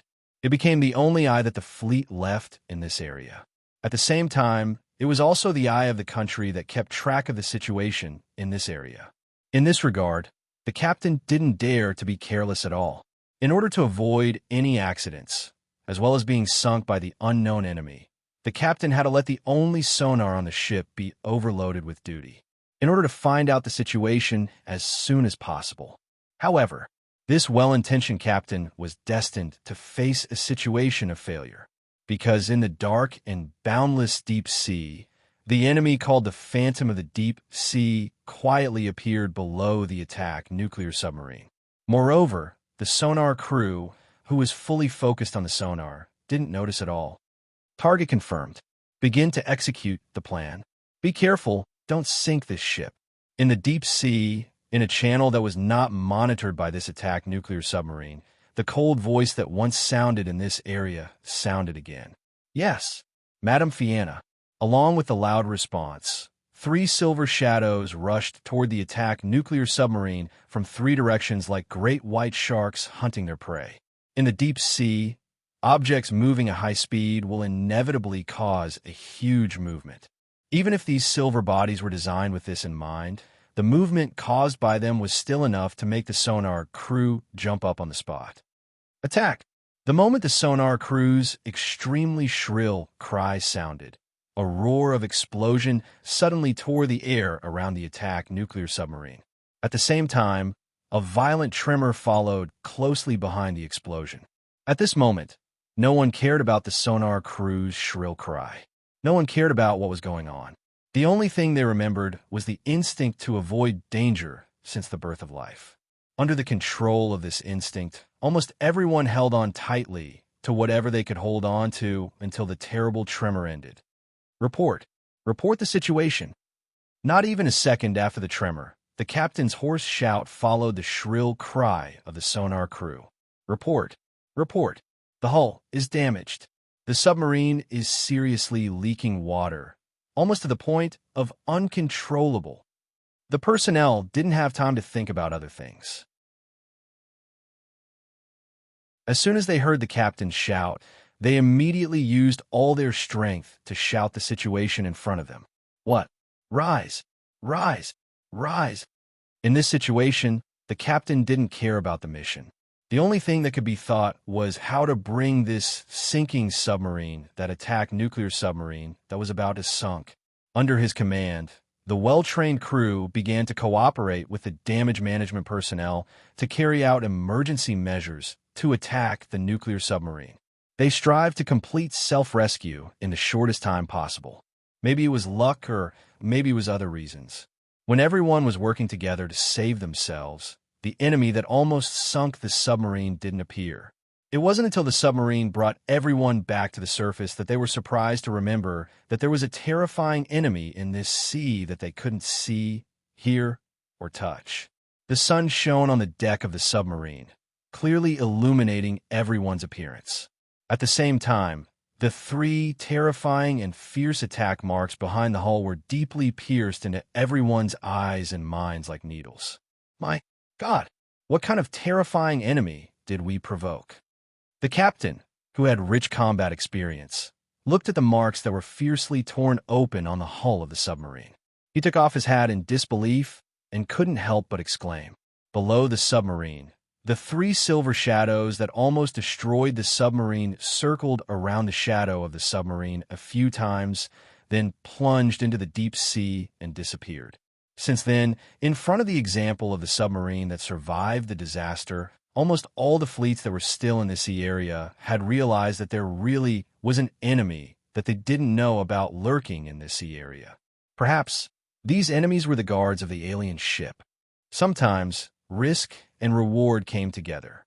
Therefore, while the Mithril Operations Headquarters also welcomed a large wave of guests from all over the world, the major customers of various countries who had different degrees of relationship with Amalgam also frequently contacted people they were familiar with. All of a sudden, a secret battle began around this sea area. However, this had nothing to do with Fianna. Fianna, the number 1 PS developed by the Gilgamesh camp. In the original world of the Armored Cavalry, after experiencing many things, she, who loved Killiga deeply, finally ushered in the end of her life as a PS and became a lonely shadow drifting in the universe forever. But in the following days, due to the invasion of fragments and the arrival of Ray Minkai, Fianna, who should have died, was resurrected to a certain extent and was defeated by Killigo, Titania, and Ray Minkai. In the end, under the invitation of Ray Minkai, Killigu and Titania brought the dead Fianna to the City of Stars and settled down in the Lucio world as the chief instructor of Her Majesty Euphemia's personal knight regiment. As time passed, Fianna, who was entrusted to the City of Stars for treatment, finally woke up from the eternal darkness one day and reunited with Killigu. After the joy of reuniting, Fianna agreed to Her Majesty Euphemia's invitation. After Killigu and Titania became the chief instructor and deputy chief instructor of the personal knight regiment, Fianna also became the captain of Her Majesty Euphemia's personal guard. Now, as the captain of the personal guard, Fianna naturally followed Euphemia to the all-metal world. At the same time, she also became an important chess piece in the Whirlpool plan that Ray Minkai laid out for the Amalgam. She was the commander of the Phantom of the Deep Sea, which was the talk among the fleets sent by various countries during this period of time. Splash! With a splash of water, the Red Lionheart Knight slowly emerged from the water with a small team of Silver Lionheart Knights and quickly stood on the recovery platform placed in the diving position, waiting for the logistics personnel to recover. Welcome back, Captain Fianna. How do you feel this time? With the activation of the platform, Cecil's head also appeared in front of Fianna. During the prototype test for the Lionheart Knight, Fianna was already very familiar with Cecil. Yes, it feels good, but the power to propel the backpack underwater doesn't seem to be ideal. It needs to be further adjusted. Fianna casually mentioned the flaws found in the previous underwater battle one by one and let Cecil carefully record them. This would lay the foundation for the subsequent upgrade of the Lionheart Knight. I know. Now I'm preparing to adjust it. In addition, did you find anything wrong in this battle? Cecil put down the book in his hand and asked softly. Something wrong? Fianna frowned and gently shook her head. No, there's nothing wrong. It's just that the enemy is too weak. It can't be used to train the recruits. Recruits? So the knight that was trained by Chief Instructor Killigu is still just a recruit? Cecil was slightly taken aback and then helplessly smiled bitterly. Although Killigu, Titania, and Fianna usually didn't talk much, they were all trustworthy partners. It was just that when it came to the problem of training pilots, they actually maintained the same shocking view. No matter how outstanding the pilot's performance in training was, without the recognition of one of the three in actual combat, they would never be able to pass. Therefore, Killigu, Titania, and Fianna had the nickname of the Three Heads of Hell among the many trainees of the Knight Reserve. Oh, right, Fianna. In an hour, His Majesty and the Knight Captain's private plane will arrive. At that time, you should have time to greet them, right? Cecil's sudden words made Fianna, who was about to walk out of the cockpit, stop. His Majesty is coming back. Fianna's eyes flashed and added, Is the Knight Captain coming back too? Among the three, only Fianna had never seen Ray Minkai, but she had already learned many things about Ray Minkai from Killigu and Titania. In particular, she, who was supposed to be dead, also got a turn for the better because of Ray Minkai's suggestion. She opened her eyes again, stood beside Killigu, and lived with him again. Although there was now an extra Titania beside Killigu, Fianna was already satisfied. There is nothing more fortunate and grateful than coming back from the dead and regaining what was lost. Fianna didn't immediately reply to Cecil, but her expression already gave Cecil the answer. Then, 10 minutes before His Majesty and the Knight Captain return, I will inform the captain to get ready. So before that, please have a good rest. Cecil, thank you very much. No, this is just helping each other out between friends. An hour quickly passed. The helicopter carrying Ray Minkai, Euphemia, and Mira, who was invited to Avalon by Euphemia, slowly landed on the deck of Avalon. As the helicopter came to a stop, the temporarily canceled Utopia system also resumed operation, causing Avalon to once again disappear from this world without a trace. Welcome back, Your Majesty. As soon as Euphemia stepped down from the helicopter, under the leadership of Fianna, all the soldiers who participated in the welcoming ceremony saluted Euphemia in unison. Get up. No need to be so polite. Euphemia raised her hand and then pointed at Ray Minkai. I'm afraid I don't need to introduce this person. I'm sure you all recognize your supreme commander, the Knight Captain Ray Minkai. Yes, your subordinate greets the Knight Captain. As soon as Euphemia finished speaking, the young knight standing next to Fianna shouted Ray Minkai's name in unison.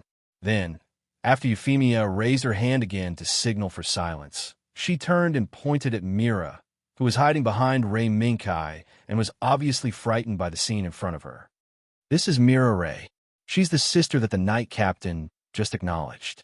Don't bully Mira. Otherwise, you will receive the harshest punishment. This is an order announced in the name of Euphemia Libritania. When she thought of Myra's tragic background, Euphemia did not hesitate to use the order issued in the name of the Emperor. Yes, Your Majesty. The person who gave the order did not hesitate, and the person who received the order did not hesitate even more. While Ray Minkai was a little stunned, Euphemia was rarely willful. But this willfulness warmed Ray Minkai's heart. In less than a day of contact, Euphemia had already acknowledged Myra's existence. Come, Mira, stand next to me. Euphemia smiled gently and reached out to pull the cowering Mira, carefully comforting Myra's frightened emotions. At the same time, Euphemia motioned to Ray Minkai. Minkai, that's Fianna. Not long after you left, she completed the regeneration surgery in the City of Stars. Now, she will no longer be limited by the so-called PS lifespan. Euphemia's words made Ray Minkai's eyes light up. The next second, Fianna consciously walked in front of Ray Minkai, pressed her right hand on her heart, and bowed to Ray Minkai with one knee on the ground. Sir Knight Captain, thank you very much for everything you've done for Zilligu, Titania, and me. I've already heard everything from Zilligu. I'm unable to repay the favor of waking me up from the abyss of death. Thus, after discussing with Zilligu and Titania, we've decided that as long as our hearts are still beating, we'll serve Sir Ray Minkai until the last moment. Fianna's sudden declaration made Ray Minkai stunned. He didn't expect Fianna to make such an attack that Ray Minkai couldn't guard against. One must know that standing next to Ray Minkai was, promise Fianna, Kai. This is also what I asked for. At this moment, Euphemia's voice sounded. She actually wanted Ray Minkai to promise Fianna's loyalty. UFFI. But, no buts. Kai, Zilligu, Titania, and Fianna are all helpers that you risked your life to find. I, and even the Britannia Empire, have no right to take them as our own. Only you, Ray Minkai, have the right and ability to get their loyalty. After saying that, Euphemia's face suddenly blushed. This is also for me, Kai.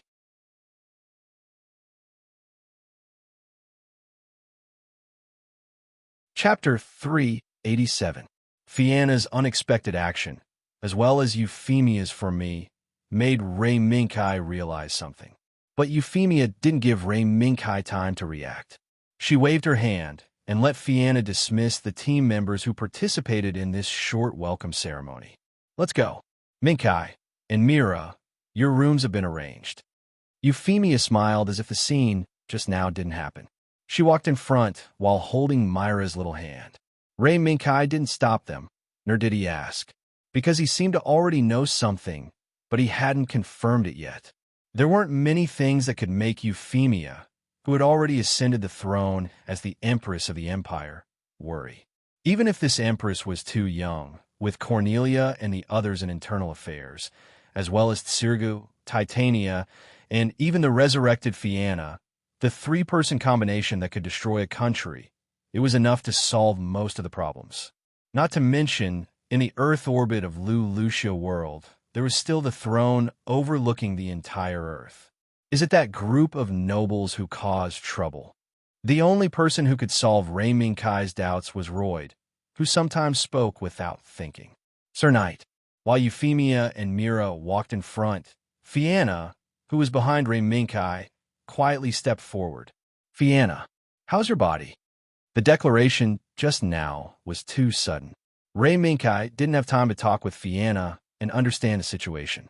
Yes, thank you for your concern, Sir Knight. My body is very good. Even when I just woke up, it couldn't compare to the carefree and pleasant feeling this body brings. Fianna nodded and raised her right hand to show that her body was fine. That's good. UFFI's safety is in your hands. Yes, this is my mission, Sir Knight. The rest of the journey was silent. Euphemia seemed to want to avoid Ray Minkai's gaze. She kept chatting with Mira, leaving Ray Minkai with no way to interrupt.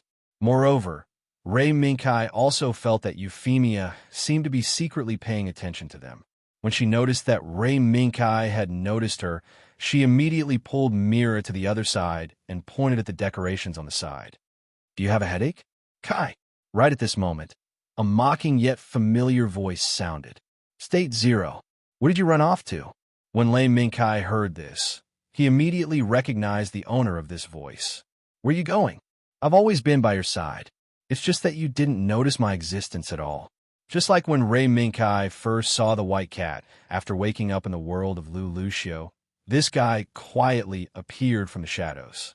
You bastard, why are you playing this game again? Ray Minkai looked at the white cat State Zero and shook his head helplessly. Again?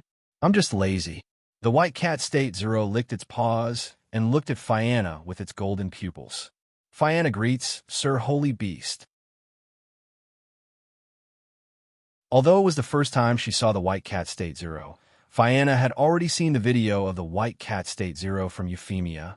You go to your thing, Kai, and I have something to talk about.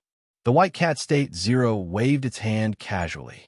Fianna nodded slightly, saluted Ray Minkai, and turned to leave. Looking at the leaving Fianna, and then looking back at Euphemia and Mira, who were walking further and further away, Ray Minkai naturally understood that this was the space that the white cat State Zero intentionally created. Speak. State Zero, what's the matter? The white cat State Zero did not speak. It just raised its eyes, and its eyes flashed with the light of watching a good show. Kai, your little princess is about to be snatched away. The reason why Euphemia ran away, when Avalon came to this world and contacted the white cat State Zero, the white cat State Zero already knew. It was just that this nasty guy hid it until now and only told Ray Minkai. What it wanted was nothing more than to see Ray Minkai's flustered and exasperated look after hearing the news. However, the white cat State Zero was disappointed. Ray Minkai was not flustered and exasperated. Instead, he appeared very calm. The white cat State Zero was very clear about the relationship between Ray Minkai and Euphemia, but the attitude shown by Ray Minkai made the white cat State Zero puzzled. Are you surprised? Ray Minkai saw through the white cat State Zero's extremely nasty thoughts at a glance. A little. I didn't expect you to be so calm. According to the thoughts of those so-called nobles, only they or their children are qualified to be with your little princess. So what? Guys who can't see the future don't need to stay in this world. Ray Minkai smiled faintly and said something that surprised the white cat State Zero. Because the white cat State Zero had never seen Ray Minkai show such a murderous look. You want to get rid of those troublemakers? The white cat State Zero's eyes lit up. This was the attitude that a top hunter should have when facing his prey. I'm afraid that Cornelia has already eliminated them. Ray Minkai shook his head. There were two Siscons in the Lu Lucio world. One was Lu Lucio, and the other was Cornelia. Lu Lucio did not hesitate to become the enemy of the world for Lilina. In order to save Euphemia from the internal strife of the royal family, Cornelia didn't hesitate to give up the glory and wealth of the empire to join the battlefield and expand the empire's territory. Of course, there was also the influence of Princess Marina in this. But in fact, Cornelia's actions also had the intention of protecting her sister Euphemia with supreme military achievements. Therefore, after Euphemia successfully ascended to the throne, if those troublemakers' nobles still wanted to use old-fashioned methods to threaten Euphemia, Cornelia would definitely not be soft-hearted. This might be the reason why Euphemia suddenly left and came here. TSK. That woman? It seems that when we go back, the smell of blood should have dissipated. White Cat State Zero also had a deep understanding of Cornelia. Ray Minkai shrugged, indicating that it did not matter. Even if Cornelia had some scruples and did not do it, Ray Minkai would definitely do it when he went back. Forget it. Let's not think about these things. Kai, follow me. Royd has something to ask you. White Cat State Zero curled its lips and signaled Ray Minkai to follow. This was the second time that Ray Minkai saw the special machine that Roy designed for him. But this time, many of the armor on the special machine's body were removed, revealing a dark skeleton covered with many wires. Royd, this is? Ray Minkai looked at Royd, who was standing in front and directing many technicians around the special machine.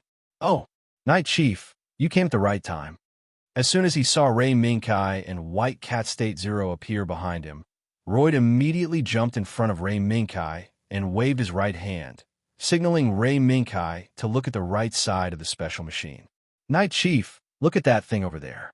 That is the spoils of war that Captain Fianna brought back. Ray Minkai looked at the position that Royd pointed at with some confusion, but saw a part that was mostly covered by canvas, revealing only the bottom part that could only be seen as a man-made device made of some kind of metal. This is... Don't you know, Night Chief? This is the lambda drive system that was installed on the crossbow that you drove before. Ray Minkai's confusion made Royd slightly surprised. He didn't expect Ray Minkai to not recognize the lambda drive system. Ray Minkai twitched the corner of his mouth and shook his head helplessly. Dr. Royd, I don't know what the lambda drive system looks like. I just sat in the body that was equipped with this system. Is that so? Royd thought about it and didn't care about this. Forget it. I don't care about this. Night Chief, do you think we can install the lambda drive system like this? He didn't know if Royd did it on purpose or if he didn't know, but he actually made such a suggestion that was full of low-level mistakes. Ray Minkai's eyelids twitched, and he shook his head. Needless to say, this idea was impossible to achieve. Other than the energy system and combat weapons, the other parts of the aircraft had been left with a lot of space for future modifications. But the birth of a technological product with a different technology system would inevitably cause a problem. That was the compatibility between the two technology systems. If the design concept and technology application were similar to each other, the compatibility between the two systems might not be too big of a problem. However, if it was based on the technological systems of the Luxia world and the all-metal world, compatibility would be a big problem. Especially in the all-metal world, there was the black technology system of the Whisperers. Royd was not surprised by Ray Minkai's denial. As an outstanding body development expert, Royd naturally knew the difference between technology and technology. In the original world, even between the two countries, the development technology for the KMF body would still go down two different paths, not to mention the two worlds that were separated by the endless multiverse. Although Night Chief's concern exists, I think we still need to try.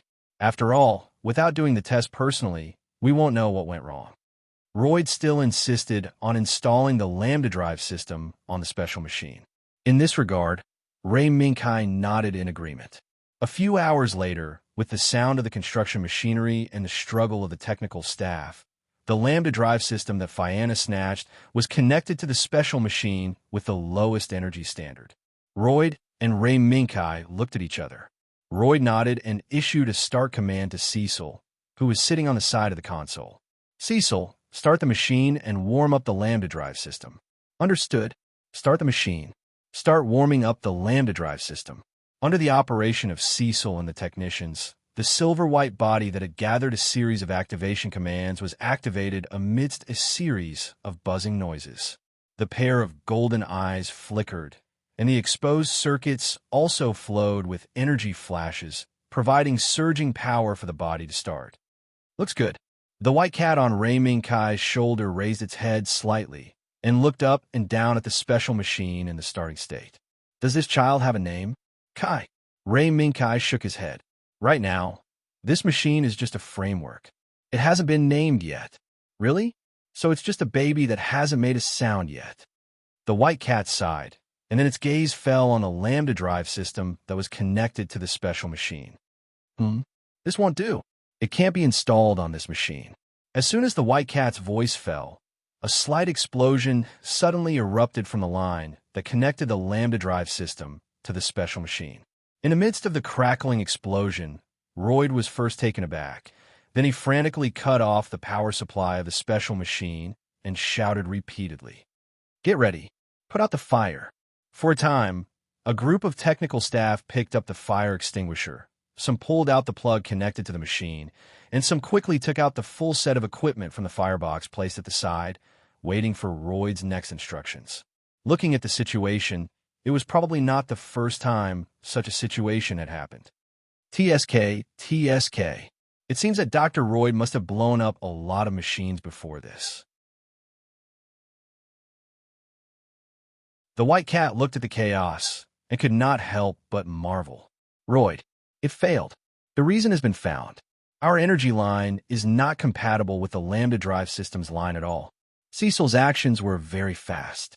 When the others extinguished the flames, he immediately found out the cause of the explosion. Is it really a compatibility problem? The problem happened as expected. In this regard, Royd also shook his head helplessly. There was a solution. It was just a bit time-consuming and laborious. This made Royd, who hoped that Ray Minkai could use the new machine as soon as possible, suffer a blow. Royd, in fact, I don't need a new machine right now. You see, not only is Lancelot still here, but I can even drive the crossbow on the son of the dance slave. No, if that's the case, we, and Avalon wouldn't have come here. The reason we came here is to complete this new machine and hand it over to the Night Chief. Royd loudly refuted Ray Minkai's words. At this moment, a weak voice sounded. I should be able to solve the compatibility problem. Ray Minkai and Royd looked back at the same time, only to find that Euphemia and Mira had unknowingly arrived here. And the weak words just now came from Myra's mouth. Mira, you can solve the compatibility problem? Ray Minkai saw Myra's appearance. He suddenly understood. Yes. Also, I can make this machine use the Lambda drive system. Mira nodded firmly. But weren't you also designing a new machine before? Is there enough time?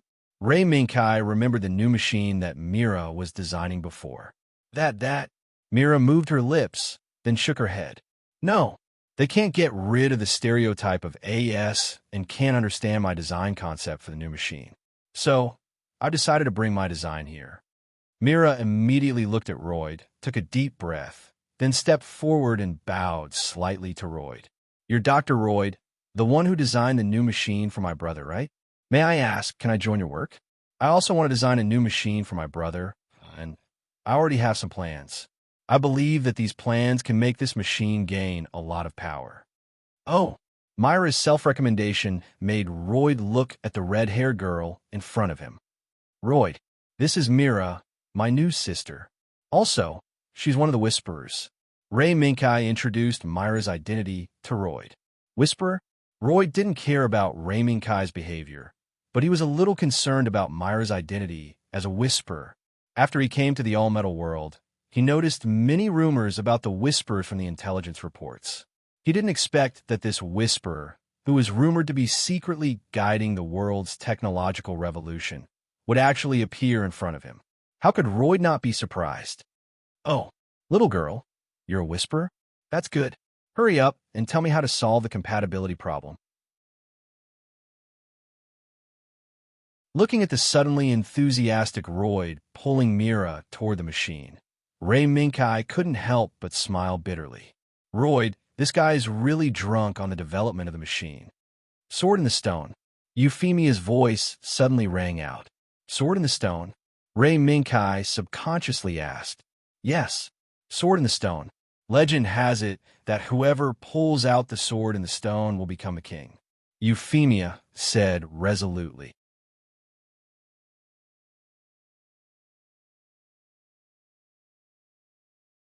Chapter 388. In the darkness, there was a huge chessboard made up of red and green lines. However, in this huge chessboard, there were only a pitiful number of 7 chess pieces quietly sitting in the center of the chessboard, forming a circle. And these chess pieces all looked exactly the same size, the same edges and corners, and the same color. As far as the eye could see, they were all gray cuboids. If the bottom of these cuboids were not based on the bottom of the chess pieces, perhaps these cuboids would only be inconspicuous cuboids. Suddenly, a faint light flowed through the void, pouring down from top to bottom towards one of the 7 chess pieces on the chessboard. It was like a monstrous tsunami that swallowed the chess piece. In an instant, the huge chessboard was full of light particles that overflowed when the chess piece was swallowed. But strangely, other than the chess piece that was swallowed up, the other 6 chess pieces were like boulders in a raging wave, quietly waiting for the glimmer to dissipate. After an unknown amount of time, the surging light that seemed to occupy the entire chessboard finally dissipated. As the active light particles gradually reached the limit, when the chess piece that was swallowed at the beginning reappeared in the huge chessboard, its appearance was completely different from the other 6 chess pieces. A pair of curved horns, a pair of fierce and crazy eyes, a ferocious face, a pair of arms that symbolized great power, and a terrifying giant axe that seemed to have countless blood rolling on the blade. This was the change that occurred after being swallowed by the light. Brutal. The moment the faint light around the chess piece completely disappeared, a cold voice suddenly reverberated above the huge chessboard. Moreover, before the voice fell, a hand broke through the darkness above the chessboard, directly grabbing the chess piece that had completed all the changes. Did you succeed?" At this moment, a charming voice rang out and stopped the hand from picking up the chess piece. "Move, Miss Q. It is a sin to disturb other people's good mood." Seeing that the good thing was interrupted, the owner of the hand did not have a good temper to face the woman who suddenly appeared to cause trouble. "Hee hee, is that so?"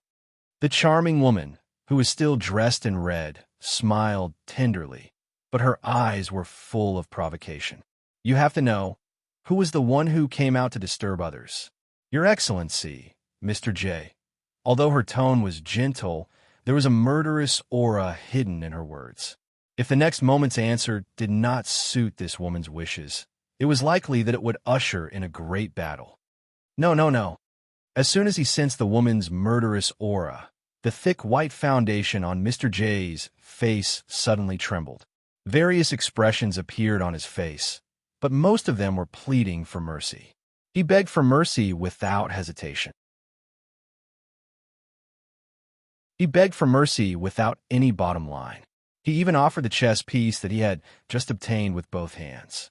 Looking at Mr. J's decisive attitude of begging for mercy, Miss Q, who originally wanted to use the crime of ruining Mr. EU's long-planned ambush plan to force Mr. J to submit and listen to her for the time being, couldn't continue. Because she knew very well that as a member of the Destiny Council, any counselor had to be alert when facing Mr. J. Even if she took the opportunity to catch Mr. J's weakness, as long as the other party showed such a bottomless line of begging for mercy, any thoughts would inevitably be dispelled. Otherwise, a disaster would inevitably happen to her. This was the conclusion that the counselors of the Destiny Council who thought they had caught Mr. J's weakness and could enslave him, but in the end, they were killed by Mr. J. No. Mr. J, I have no interest in your chess piece. I'm just here to warn you not to interfere with my mission again. Otherwise, we will hold a hearing in the Destiny Council that will be reviewed by all the counselors. Q. In the end, Miss Q offered her last resort, but the appearance of this method seemed to have restrained Mr. J. No, no, no. Miss, you can't do this. Last time, I was carried away for a moment, so that was why I did such an unforgivable thing. But as far as the result is concerned, my mission was successful. The foundation on Mr. J's face was still shaking, and as it shook, a lot of powder fell from his face and scattered on the floor. A chess piece. Miss Q's gaze fell on the chess piece in Mr. J's hand, but she still snorted coldly. Oomph. This is not the compensation I want. Mr. J. The pair of eyes hidden under the clown makeup had a glimmer of light. It was obvious that Mr. J had already guessed Miss Q's intention. I'm very sorry, Mississippi. As a member of the Destiny Council, I can't interfere with the matters between you and your partner. I'm sure you're clear about this, Miss Q, but you've already interfered with our ambush plan. Miss Q did not back down. Even though she knew that she had violated the rule of the Destiny Council's counselors not interfering with each other's missions unless there were special circumstances, she still insisted that Mr. J compensate her. That was just an accident. It was just a necessary means for me to complete my mission. I have already reported this to the speaker before I started the operation. Mr. J's attitude was very humble, almost as if he was the weaker party. However, his subsequent actions made Miss Q shocked. Looking at the projection in front of her, Miss Q looked at Mr. J's respectful clown face in disbelief. You planned this from the beginning. No, Mississippi, this is just a part of the plan. Miss Q couldn't believe that the ambush plan that she and Mr. EU targeted Mallory and even attracted Leonard's attention was actually part of Mr. J's plan, this troublesome clown.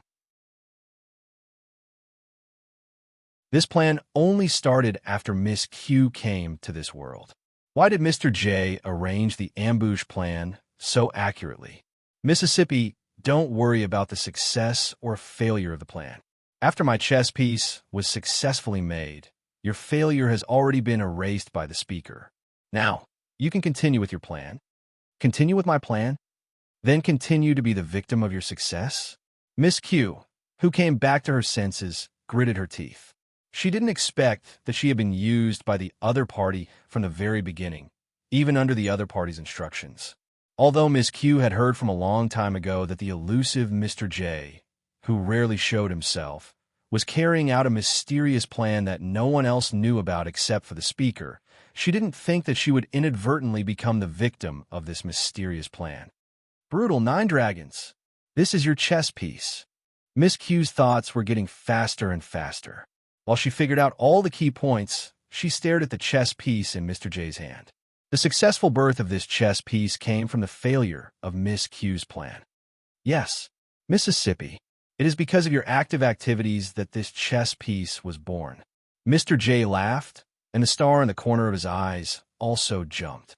9 dragons, the most powerful of the amalgams, and also the pilot who can fully utilize the Lambda Drive system's performance. Moreover, he is brutal enough. After knowing about the existence of 9 dragons, I have been looking forward to seeing how powerful the chess piece made from him can be. For this, you didn't hesitate to use me, who is also a final counselor. Mr. J, you are a terrible bastard. If it wasn't for you, I'm afraid that my mission would have been completed.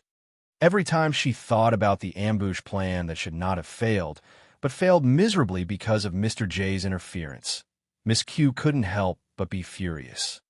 No, Mississippi, even if I didn't intervene, your plan would not have succeeded. Mr. J shook his index finger and slowly said name. Miss, you have to know that the lion has already appeared in this world. If this drags on, I'm afraid that the fleet behind the lion will catch up with us. What? Lion? What can a lion do when it can't even protect its home world? Now, the most important thing is to find the legendary device, otherwise my failure will just be a waste of effort. After that, Miss Q disappeared without a trace as she came. Under Mr. J's gaze, she gradually disappeared in front of him. A waste of effort? Ha! Miss, you are wrong. My plan is the real success. Mr. J held the chess piece in his hand that he named Brutal and said softly, Miss, maybe you should change your ally. Buzz. The next second, the darkness was torn apart by a bright light. Almost at the same time, a trembling throwing knife appeared on the wall behind Mr. J. Ha ha, it seems that I made Miss angry. Before the chill in his ears disappeared, Mr. J bowed slightly in the direction where the flying knife came from without a change in his expression. Silence. It was still silent. Even though Mr. J had bent down to apologize, the direction where the flying dagger came from remained silent. There was no response. There was also no sound. Mr. Reynolds, do you have any thoughts? Miss seems to have encountered some difficulties, and I'm afraid these difficulties aren't difficult for Sir Reynolds. Mr. J sensed carefully and found that Miss Q's presence had disappeared for a long time. So, he asked softly again. No, I don't have any thoughts.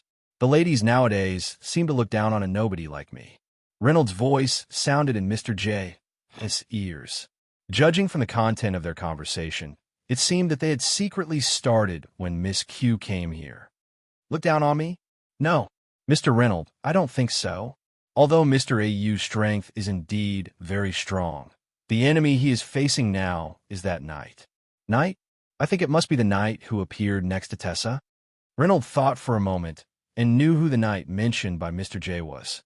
He won't affect my plan at all, Lucien said. Reynolds' words made Mr. J chuckle. Don't be so full of yourself. Mr. Reynolds, only say this when you're really facing that lion. Obviously, Mr. J was skeptical of Reynolds' confidence.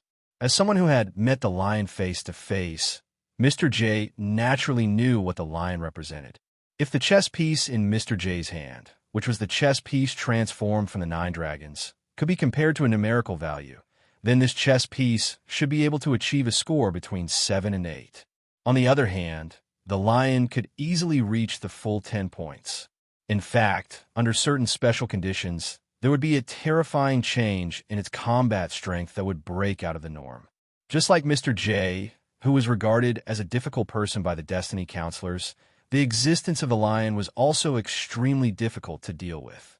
Reynolds felt the change in Mr. J's mood, but he still did not take the lion seriously. Is that so? Then, I'll wait and see. It's just that, Mr. J. I just received a piece of news. Mr. AU's behemoth seems to have encountered a difficult enemy. In the sea area where countless legends have been wildly spread in recent days, there were scattered small islands scattered among them.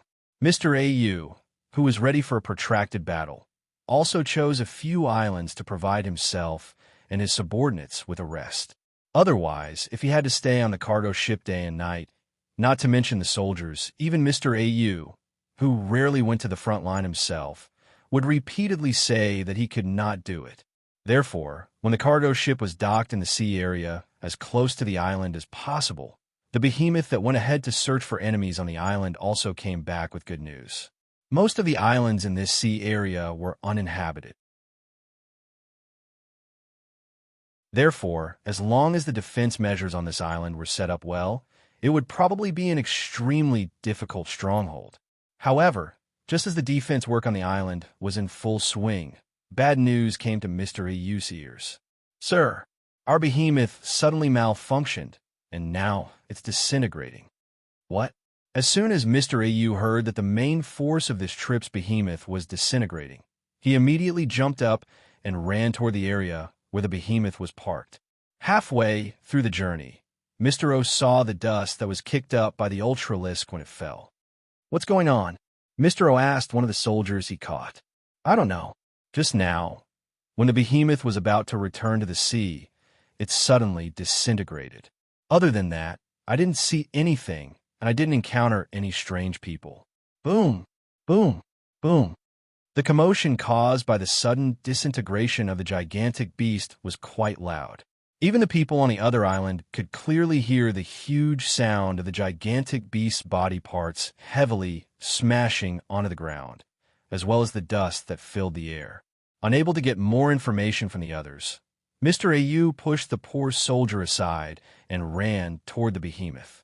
At the edge of the sand and dust that had gradually subsided, his eyes were burning with anger as he looked at the wreckage of the behemoth that was almost piled up into a small hill.